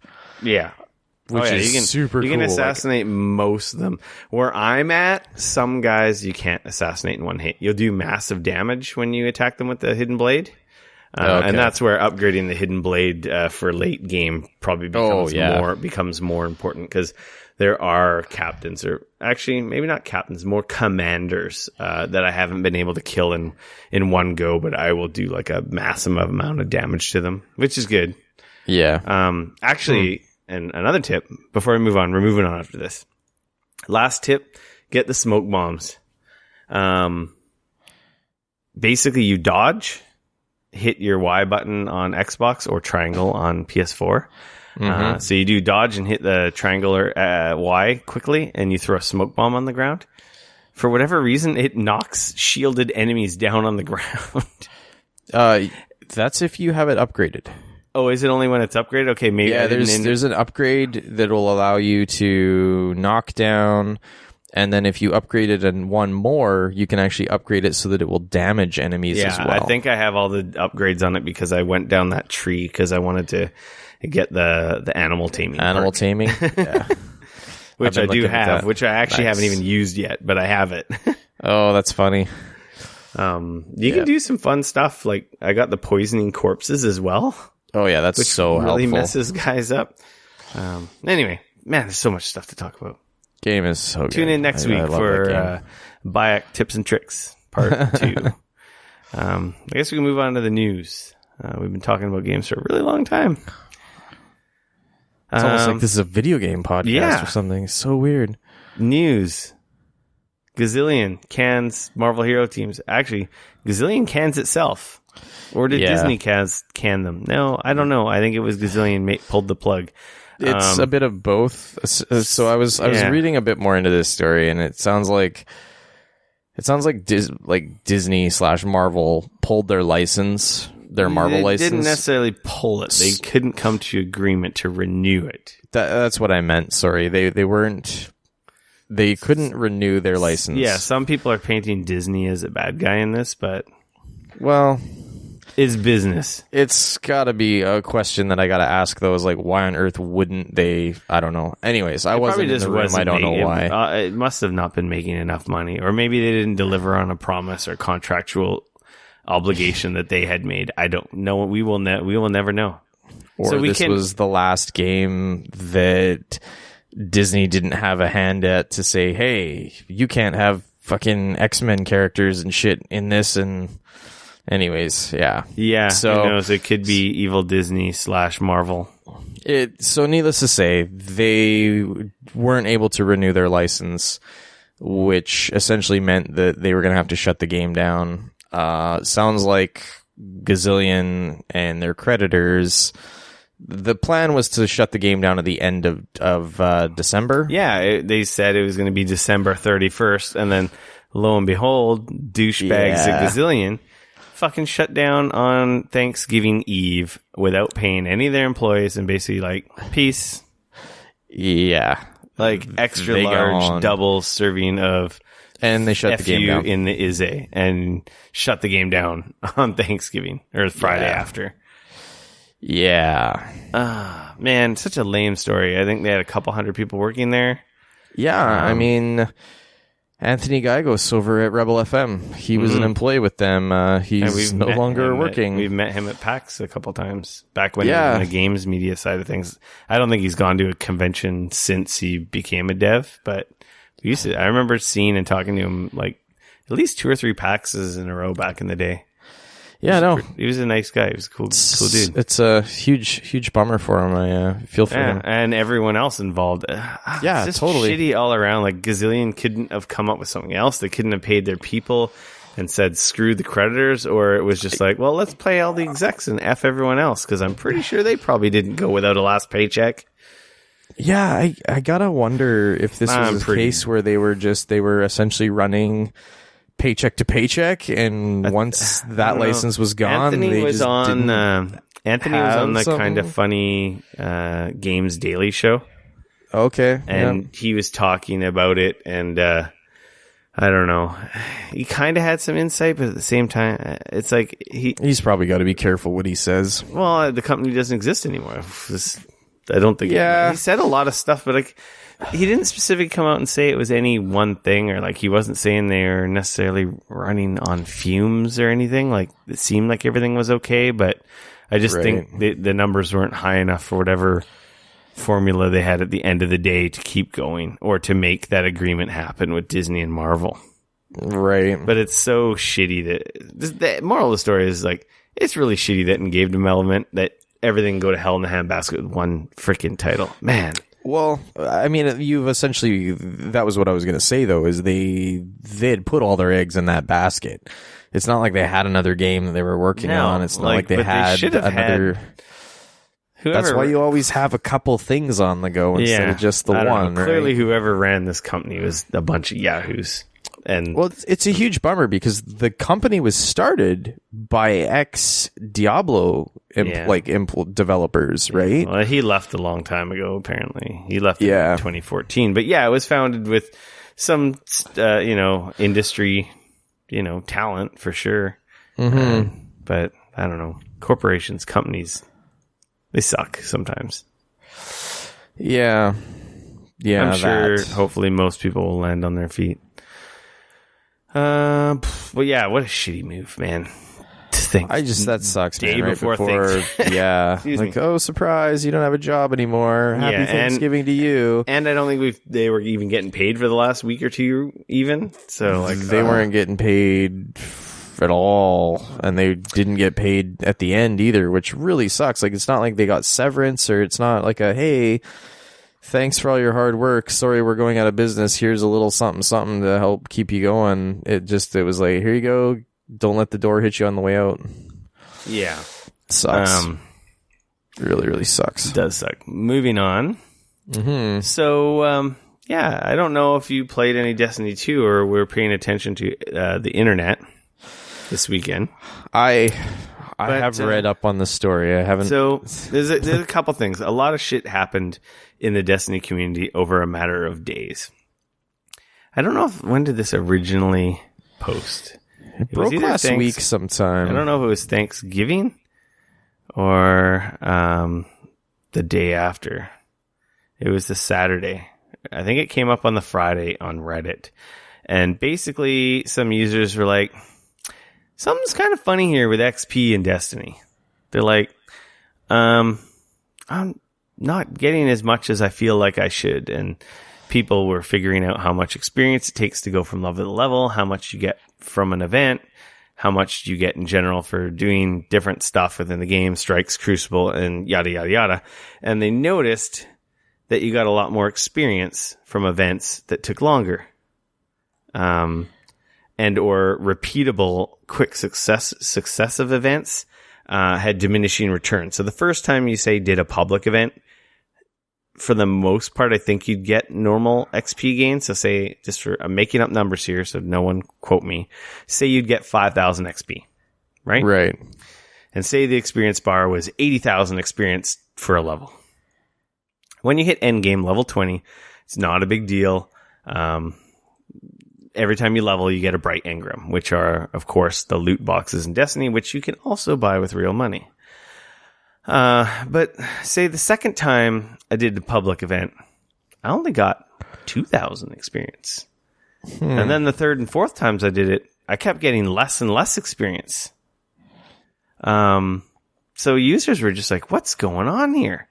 And they did the math and they figured stuff and just basically uncovered that the experience was scaling down depending on how fast you were completing events. So it was basically punishing you for being an efficient Destiny player. So it was slowing down your progression, basically at getting bright engrams. Ta-da! Surprise! You know what was interesting about this is that when I was playing, because here's the weird thing is that on your bar at the bottom of the screen, when you kill something or you finish something, you see a number pop up and a white chunk of progress on the bar pop up as well. Yes.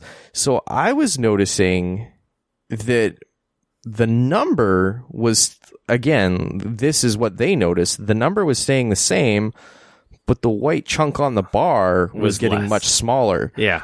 And it was interesting that they, like, when I read this article the first time, because I thought that it seemed odd that after the, like, I would log on and I'd play some for a bit, and it seemed like that first little while I would do a bunch of public events and a few other things, and it seemed like I would progress really well, and then it seemed like it was... You'd fill up half a bar of XP, and then it's like, what's going on? Like, this is weird. I'm like, I should have hit the level. I noticed it on the Thursday or the Friday I was playing, and I hadn't noticed any of these stories yet. I was playing. I just assumed that every time I leveled, it would just the bar got longer and longer and longer. Exactly. No, so I was like, oh well, maybe that's what happens. Like now that because like I'm only level 20, but theoretically I'm level 122.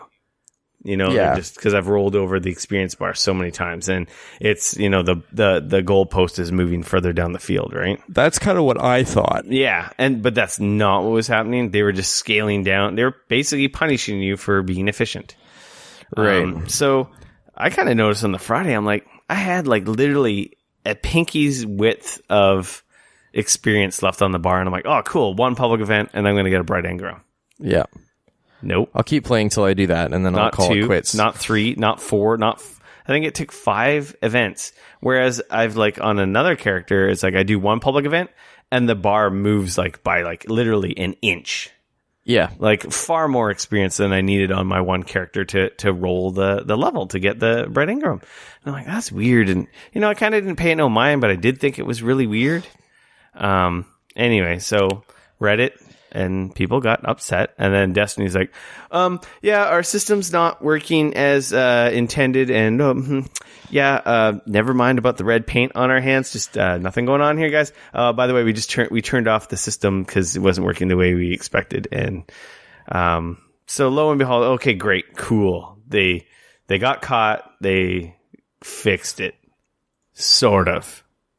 Yeah. So they turned off the scaling, but then they doubled the amount of XP it took per level because people figured out how much experience by just counting the numbers. And it's like I said, literally it used to take 80,000 experience per level once you get 20. That's and what then it was. They're like, now, okay, you guys turned off the shit that was like reducing XP gains, but now you just doubled the XP to 160,000 K.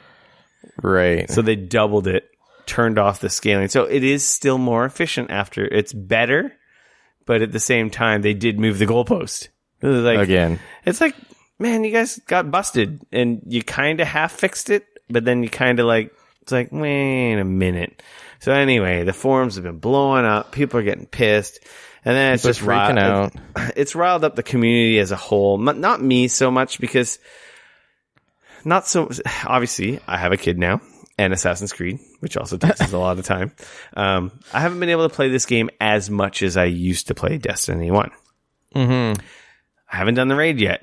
I haven't even done a Nightfall on PC yet, though I have 2 like high level, like 280-something level characters on PC. Right. And I've even rolled a 3rd, and I'm finding a lot of enjoyment. I'm doing the milestones and stuff, and I haven't really hit that wall where I'm like, there's nothing to do. Right. Whereas the most hardcore gamers are really upset on the forums. They're like, there's nothing to do. I got all the raid gear. There's no reason to do anything. I'm 305. I have all the shit. There's literally no reason to play this game. There's the reason to play with your friends and enjoy the video game, but these people are very demanding. I have been this person at some time, and it's fair, not fair, right?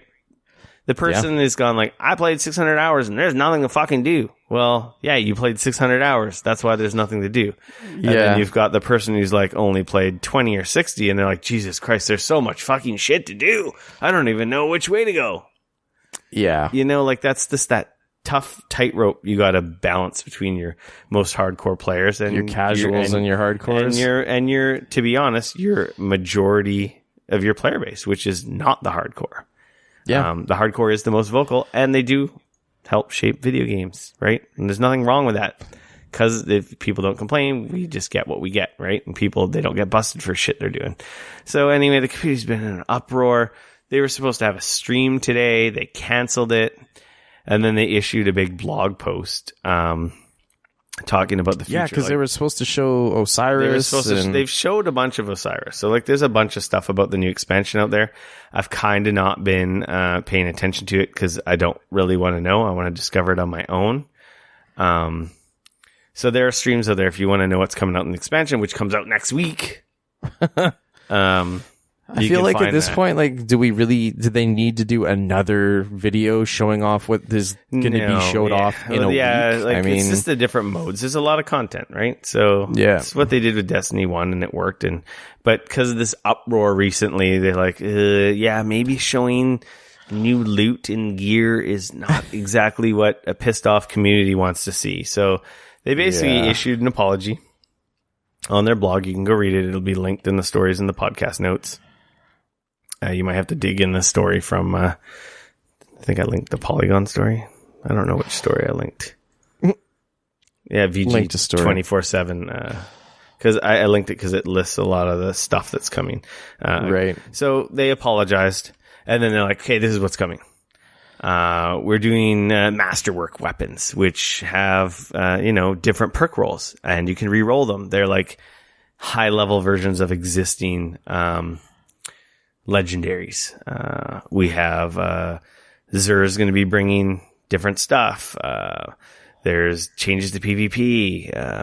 Right. Like I said, the perk rolls that I was kind of complaining about that I didn't like from the first Destiny.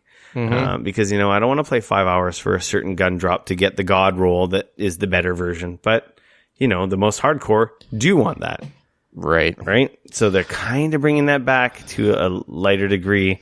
There's a lot of stuff. So they're talking about making legendary shards mean more, because right now they're kind of like, you buy everything with them, and they're not that hard to get. They're changing a bunch of stuff with the economy. There's a bunch of changes. So they went into system changes and then talking about how we're going to be more open, more transparent. This is the stuff that's coming. There's a lot more to come. We're going to be doing more. Anyway, they're kind of, they're in damage control, not damage control. Like, it's big news on nerdy video game websites, but in the real world, probably no one has a fucking clue that any of this is going on. They're just playing the game and they're happy. Yeah, that's fair.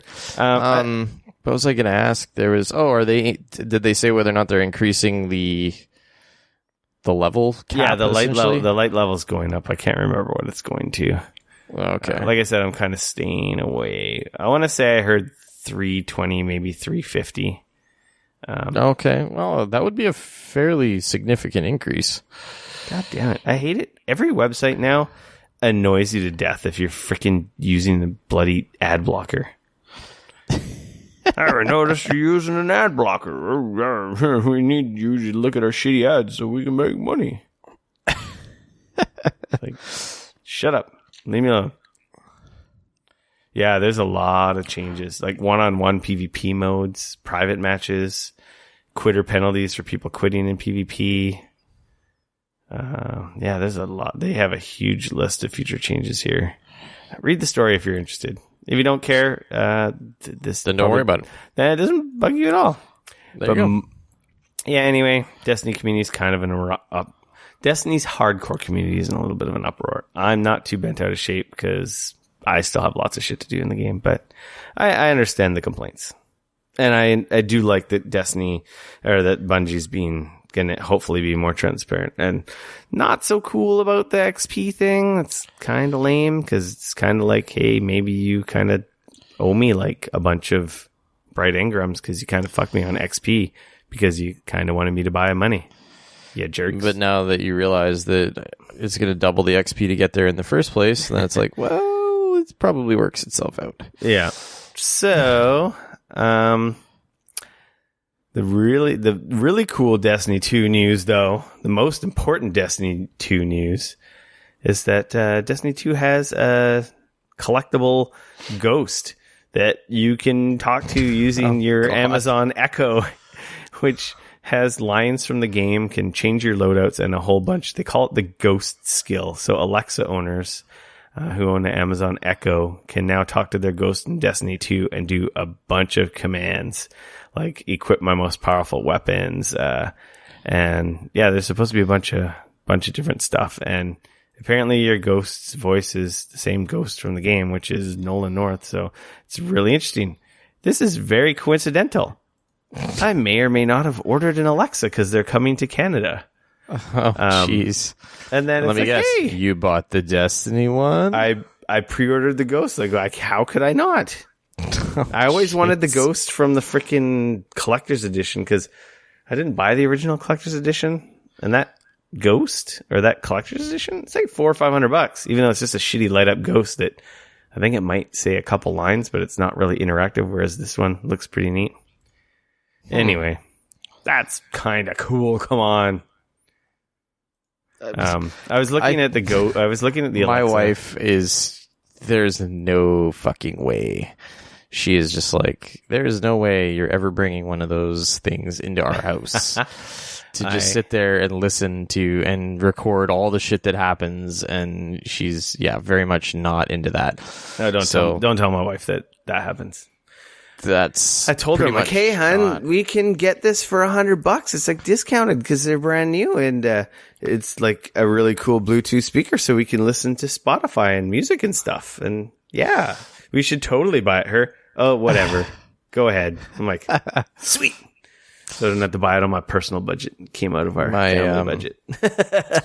My boss, he's got the Google version of it. My brother was pushing me to get a Home, but then I did more research, and apparently the Home sounds like garbage. Like it has bad sound quality. I don't know. I don't. Whereas the Alexa has decent sound quality for like playing back music, right? Right. Like I said, I don't know. I might get a Home still. There, I think they're on sale for $100, just out of curiosity's sake to compare the two. My brother was really pushing because he's Android. He's super Android, and I'm Android. Oh, okay. And he's like, oh, well, there's just a lot of stuff that hooks into your Google stuff really good. And I'm like, yeah, but I keep hearing the Alexa can do more stuff. It's been around longer. There's more devs working with it, right? Hey, man, and Amazon Music just launched in Canada as well, which is just free with your Amazon Prime subscription. So we have that too now. So now I could essentially just cancel my Google Music. I didn't even realize that came out. Well, thanks for letting me know that. So that adds even more value to my Echo I'm going to get next week. Whoop, whoop. There you go. Alexa, order toilet paper. You're welcome, Do you actually everybody. buy toilet paper on your... No, we don't. But someone listening out there who has their music on a speaker, I'm sorry. I think you still have to confirm orders, so it's not that bad. Yeah, so that's pretty freaking cool. Of course I bought that. I bought that before you even tweeted me. Yeah, that's I funny. saw Wario64 tweet it, and I'm like, click. Yep, I'm getting that. No questions asked. It's just a pre-order now, so I don't know if it's coming to Canada or not, but I'm like, I'll figure I'll just get it in America, and then I'll cancel it if it happens. If it doesn't work. No, it'll work because Alexa's here on next week, but okay. I'm just worried. I was worried about it being sold on Amazon.ca and or like Best Buy or something. Right. So I'm like, fuck it. It's just a pre-order. I can cancel if one of the local stores, chains, sites, whatever gets it. After 9 years, Demon Soul servers are going offline. Wow. That's pretty impressive. They've been under threat of going down for a while now. So let's see, what does it say? 9 years. They're going down February 28th. So go do your shit if you want to. Does that make the game useless now? Like, or I think this. I don't know the whole. I can't remember how much does that change Demon Souls? Because that was the first one. Yeah, there's a whole light. That was and pre-Dark Souls. So yeah, there's a whole light and dark world aspect to the game. Right. So there's going to be no more online, so you won't be able to do any of the co-op or PvP stuff or the messages in the game where people, are warning you of stuff. Mm-hmm. And I guess there'll be a type of boss that won't exist anymore. So there's a lot of stuff that I guess you got a couple months if you want to wrap that game up and get your platinum trophy. That one was a little rough around the edges. I got pretty far in it, but I couldn't, I never beat that one. I beat every other one. Well, Dark Souls 1 and 2, Bloodborne, and I have to go back to 3. It's on my pile. It's on my pile of shame. I've gotten pretty far in 3. I actually need to go back to it because I need to play it with all the PS4 Pro upgrade shit. Oh, of course. Obviously. Yeah, so anyway, that lasted a lot longer than expected, and it was an awesome game. Yeah, I hope that it's still playable for the people that are interested in playing it. I mean, I guess that game is, like you said, 9 years old. That would have been a PS3 game, so yeah.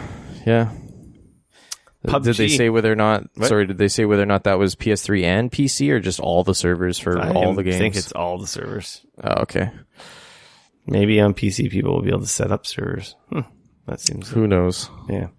PUBG is headed to mobile. Surprise, surprise. Like actually PUBG, or is this like some weird knockoff PUBG? More details to come. Oh, but Tencent, is it Tencent? Is in development. Tencent announced this week. Wait, Tencent's not the people who did no, PUBG. but they're working with Bluehole to port the Windows PC hit to smartphones for Chinese audiences. Oh, geez, I don't know why I read that whole awful. sentence. Funny, but there's really no idea. Apparently, there's a bunch of battle royale type games on mobile, but who knows what they're going to make? It's probably going to be a steaming pile of poop, and it's probably going to have loot boxes, and it's going to be totally designed to rip people off of money. But well, I mean, it already has loot boxes on the PC. Yeah, so. but the mobile version is going to be even worse, right? It is all cosmetics, remember? Not game influencing. Yeah. Anyway, story, non-story. It was announced. We know nothing about it. That'll be interesting to see. I'd be amazed if it's anything good. I mean, I guess you could play with a controller and it would be all right. Maybe. I don't know. So, this next story is kind of cool. Nintendo and Mario team up for a new cereal. In that also the cereal box is also got Amiibo compatibility. Wait, Nintendo and Mario? Nintendo and Kellogg's, sorry. Oh, okay. That makes more sense. I was like, dude, Nintendo owns Mario, so I would imagine they would be involved. It hasn't been officially announced, but boxes have been, apparently it's been showing up in store shelves. Websites have had pictures of the boxes in people's hands. Berry flavored cereal with power up marshmallows. Here's a look at the box. Boy. Redditor took a picture of the back of the box. What is it? Every Super Mario cereal box functionality. Every Super Mario cereal box is an amiibo you can use to unlock special content to power up your Super Mario Odyssey adventure. Scan here. I'll buy a box. It'll probably be awful. Yeah, but man, that's hilarious. That came out of left field. I do have a soft spot for weird cereals that are tie-ins with cartoons and stuff. Absolutely. I may have a box of Star Wars cereal in my cupboard right now. Anyway, I'm gonna have to spoiler. It's not great. Yeah, no. I'll have to hunt this down. I don't know if it's here yet, but we'll see. Or if we even get it here. I'll report back. So this last news story was just talking about Assassin's Creed Origins. We won't talk for very long. Apparently there's been like world events, but I haven't been able to take part in them because basically they're level 40? What's that? They're level 40? Yeah, they're level 40 giant Egyptian god bosses that spawn in the world, and basically if you're on level 40 you can't complete them. So the game's been out I guess a month now, but I've been playing it tons and I'm not level 40. So just on Kotaku, Steven Totillo was just questioning like, who's this for? Like, who the hell has the time to get that? It's for the hardcores. It is for the super hardcore. You know the people that you were just talking about in Destiny who are complaining that there's not enough content in that game? It's for the same people that are doing the same thing in Assassin's Creed. It's for high school kids who have nothing better to do. But they were level 40 after the first weekend. Yeah, exactly. It's for those people. I'll probably be level 40 by next week. He did dig into it all because they do drop apparently like parts of like these really cool apparently gear sets, pharaoh or Egyptian god gear sets. And you get like one piece for beating one of these bosses. I will report back. So essentially have to beat them multiple times. Yeah, but he did dig into it and did say that they are going to recycle the ones that have come by already. So it's not like, oh god, I missed them. Kind of like the elite targets in Hitman where you were just screwed if you never took part in it. So, right. Anyway. Which I never did. I'm kind of excited to check that out. I actually went by an area where one of those bosses was, and I'm like, oh man, I can't even go and do that. That's lame. will they even let you try? Oh yeah, I wasn't you can try. sure. Yeah, you can try. He tried. Okay. He was level 31, and he said, he's like, yeah, I got one-shotted. Oh yeah, the levels in that game seem to have a very dramatic effect on the damage and such. Like enemies that are your level can be challenging, but enemies that are even 1 or 2 levels ahead of you, if you get yourself at the wrong spot, they can really mess you up. Yeah, actually, I took down my first Phylank. Was that how you pronounce it? Phylank, yeah. Yeah, the tough guys, the assassins that are contracted out to get you. Which one did you kill? The level 20 guy? No, he was 25 or 28. Oh, okay. He was a little more challenging, but I cheesed him with smoke bombs and poison and everything else. And, I didn't kill him very quickly. It took a little while, but it wasn't wasn't too difficult. The cool thing is if you do take those guys out, they're gone permanently from that area? They're gone. You get a different quest line, and you get a legendary. Nice. So I think you get whatever legendary weapon they're running around with. So I imagine there's probably one of every weapon type from those guys. Would be my guess. That's pretty cool because, I tried to take on... Yeah, you said you were below level him, 20. though, right? No, I was 2 above him. Oh, you're 2 above him. Maybe you just suck. He was 20 and I was level 22. And it was a battle, but in the end he kicked my ass. I think I was quite a bit more powerful than him. I think he was like 28 and I was like 34, so yeah. He did do a lot of go back and try that. Go hunt them down. Yeah. That's what's going to happen once I hit level 40. I'm going to go after all of them. Go kill those mofos. Hells yeah. That's it for news. We can get into our public service announcements. There's only one. PlayStation Plus announced their December games. Free PlayStation Plus games for December. Darksiders 2, Definitive Edition, and Kung Fu Panda. Plus Siberia Collection for PS3, X-Blaze Lost Memories for PS3, Forma 8 PS Vita cross-buy with PS4, Wanted Core on PS Vita, and then they were just reiterating that Until Dawn Rush of Blood for PlayStation VR is still available until January 2nd. And finally, there's is it an open beta? I guess the open beta for PSN members for Monster Hunter World happening December 9th to 12th. So that's PlayStation Plus. I'm excited about. PlayStation Plus member exclusive. Oh, I'm super excited to check that out. That game looks freaking cool. It's one of those things where I really want it to be a Monster Hunter that I want to play, but I don't know if it's going to be that. And then lastly, PlayStation Plus members can grab the Smite PlayStation Plus pack for free. The bundle includes 31 skins. That's crazy. 20 gods and voice packs, plus the Kepri announcer pack. And that's available from December 12th to January 9th. That seems like a pretty big freebie. That's huge. That's a ton of skins. Yeah, that's cool. And that's it.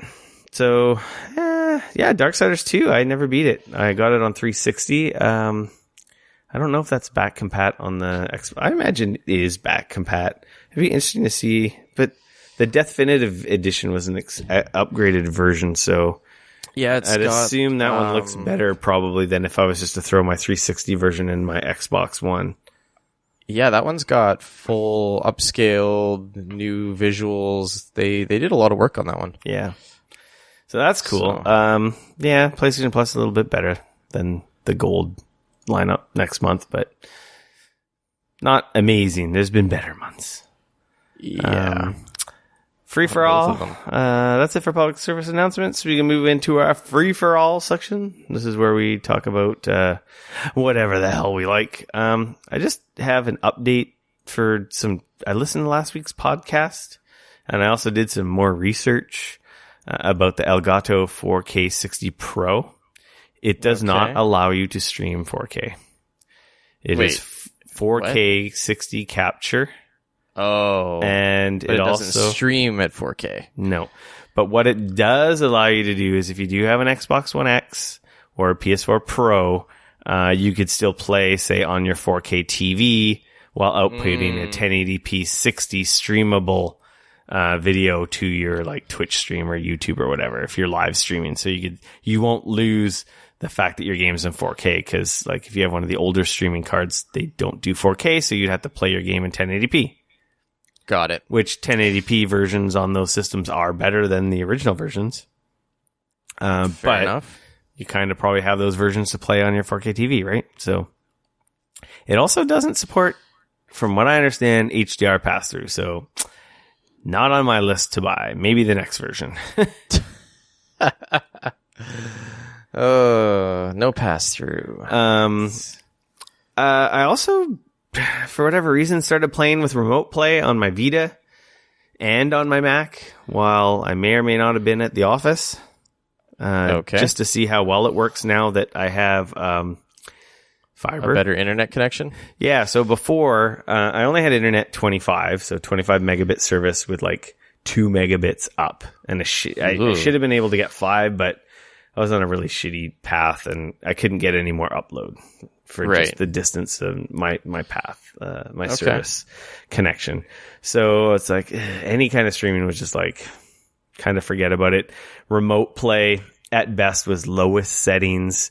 And I'm kind of like, it's super laggy. It's just good enough to go to Xur and spend my legendary shards, but I can't actually play anything. Right. So this week I was just like, just out of curiosity, I haven't used that in a while. I'm like, let's see what's going on. Wow. Dude. Little bit of a difference. I was playing on my, Mac, because there's a Mac and a PC, PS4 Remote Play app. Okay. I was streaming 1080p remotely. Like I wasn't home. I was at a remote location. Internet 50 where I was at, and I have 150 at home, 150 down, 150 up. Yep. And the place where I was at had 50 down, 10 up. Not that the up matters for when you're streaming on that end. Right. I was streaming at 1080p, super smooth. It almost felt like I was playing PS4 remotely on my, or not remotely, locally on my Mac. Wow. It was insane. I'm like, holy crap. I'm like, that's impressive. I'm like, this is game changing for Remote Play. On my Vita, it looked amazing too, because I also did on my Vita as well, but I like doing it on the laptop because you just plug in a DualShock and you have proper control. For sure. And I was playing Lego Marvel Super Heroes or whatever the hell it's called, number 2. Mm-hmm. And I'm like, holy crap, this looks really freaking good. And then I played South Park, and if I was to tell you I was streaming it, you wouldn't know. Wow. Not that South Park is really like crazy moving or 3D per se. So what you're saying is you could play Battle Chasers on your Vita. I could play Battle Chasers over Remote Play on my work breaks if I wanted to, or any PS4 game at a very respectable video quality. Wow. And I was like, holy crap. I'm like, that's like game changing. I'm like, wow. It's almost like this feature is kind of like ahead of its time. Ahead of our internet infrastructure in the world. I feel like, there's a feature that isn't being talked about enough. No, it's underutilized, and I think it has to do, clearly, because people's connections are so, for the most part, crappy. Dude, it was game changing. I was like, holy crap. I'm like, I can play games on my break. This is unreal. The one thing it did make me upset about, I'm like, there's no Xbox app on the Mac. I could do it on a Windows 10 machine, but I don't personally have a Windows 10 PC. My work PC is Windows 7. Okay. I might have to talk to my IT guy. Maybe he can update my laptop to Windows 10, because then I would be able to stream it through the Xbox app. I don't believe the Xbox app works like that. Is it only in home? Yep. Oh, I'm pretty sure like one of the stipulations right in it is it has to be on the local network. Fail. It has absolutely nothing in there. As far as I'm understanding, it has nothing in there. It has nothing in there that I'm aware of that allows it to go outside of your local network. to find your games and stuff. It's pretty awesome, dude. Like, wow. Yeah. Having fast internet is amazing. It just gets better and better. I'm very excited to get my fiber. Yeah, soon. It'll probably be early next year. That's the dream. So you went and saw Justice League. Yeah, I did. I wanted to go see it. The opportunity did not arise.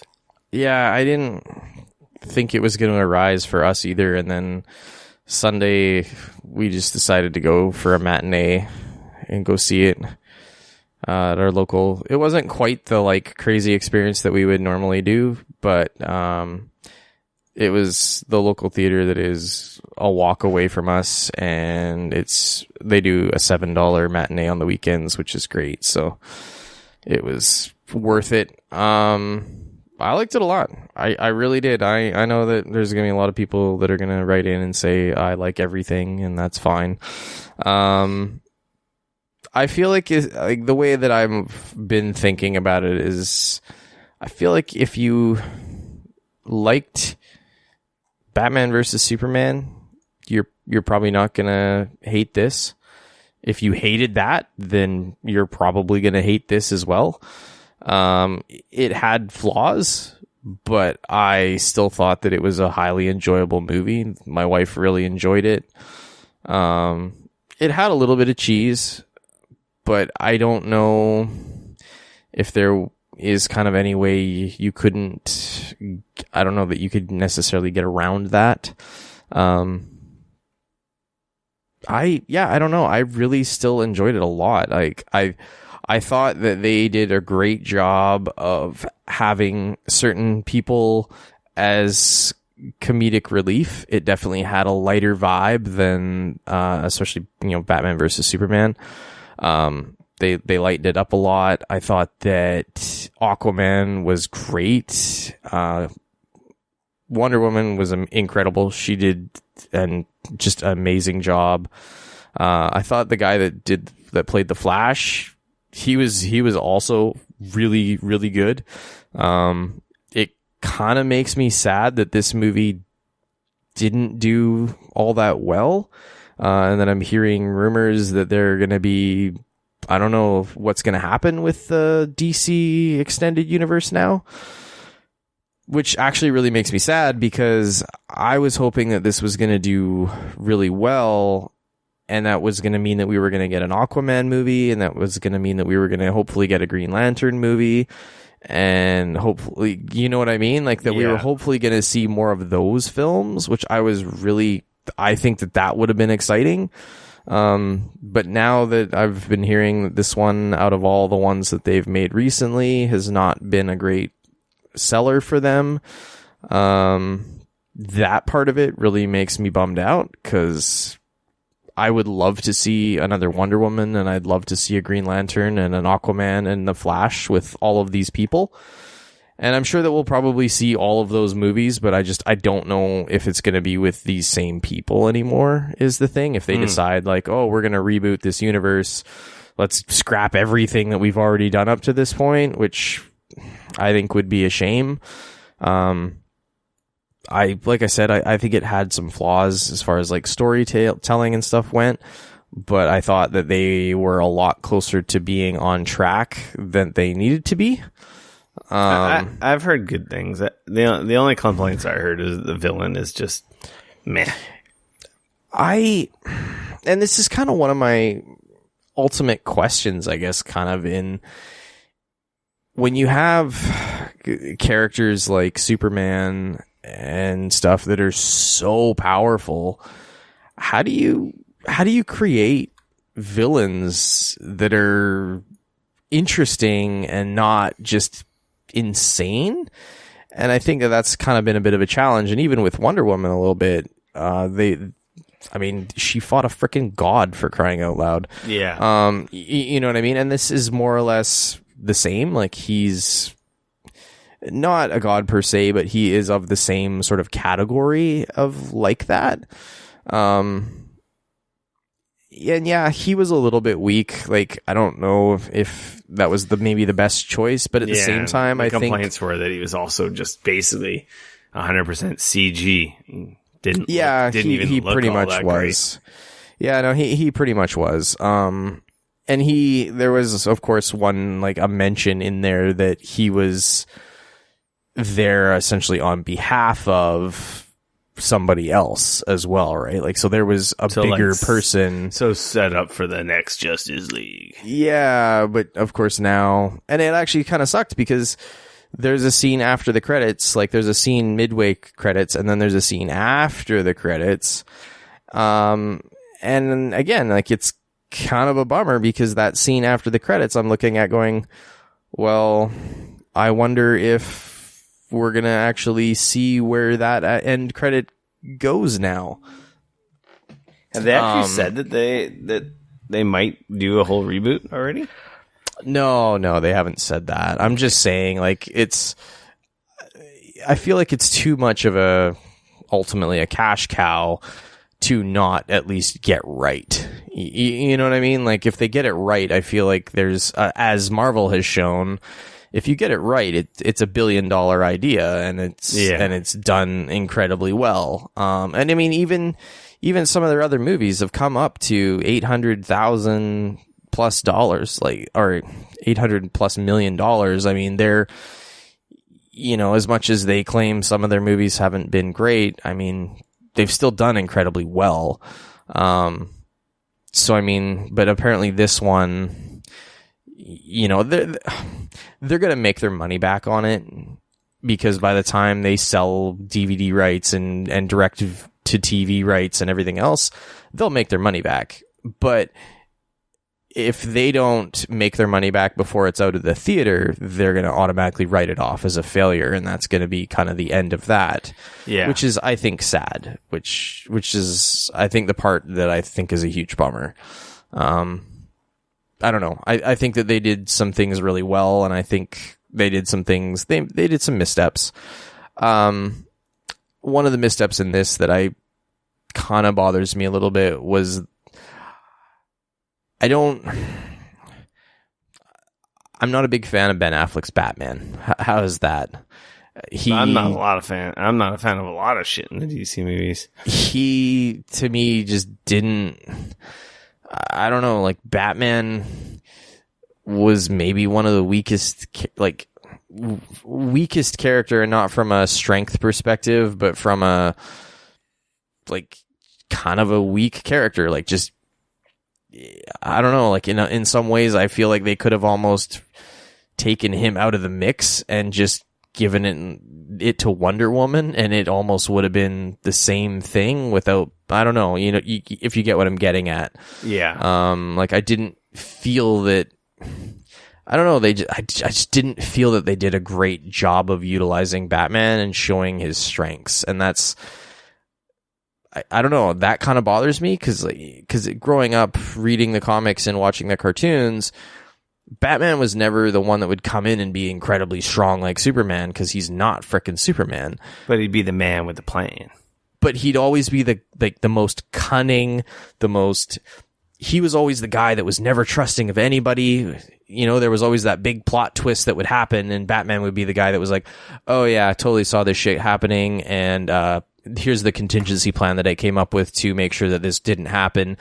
You guys were going to be fucked, but I made sure that that's not going to be the case, and here you go.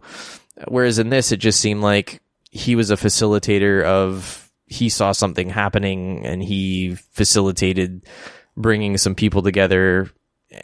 But at the end of the day, like, I don't know, it felt weird. Like, it didn't kind of feel like he was needed necessarily, which kind of bothered me.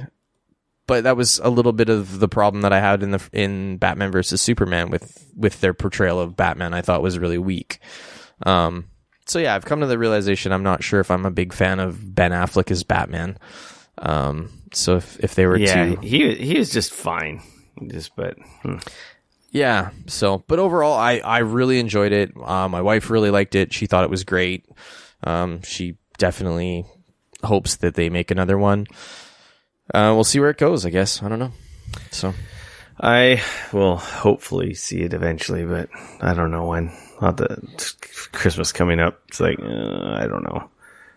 I still want to go see Thor Ragnarok. Yeah, that was Thor. like, Thor was fantastic. Thor wasn't playing at the theater close to us. Otherwise, I probably would have seen that. We have tickets for Star Wars already, so oh, nice. I'm pretty excited for that. Dane, yo, I think we have an episode 133. Heck yeah, we do. 2 hours, man. Wow, you really chatted on about I know, stuff. I can't help it. I just ramble and ramble, you know. Get me talking about Destiny and Assassin's Creed, and I just can't shut up. Yeah. People, thank you for listening. Hopefully you tune in next week. Until then, to keep up with what's going on and what we're up to, you can follow me on Twitter at RickF, no K, RICF. And you can always come hang out with me on Twitter at Dane Cody, at DAYNECODY. Make sure to like us on Facebook, follow us on Twitter, subscribe to us on YouTube. It's at Geekoholics everywhere.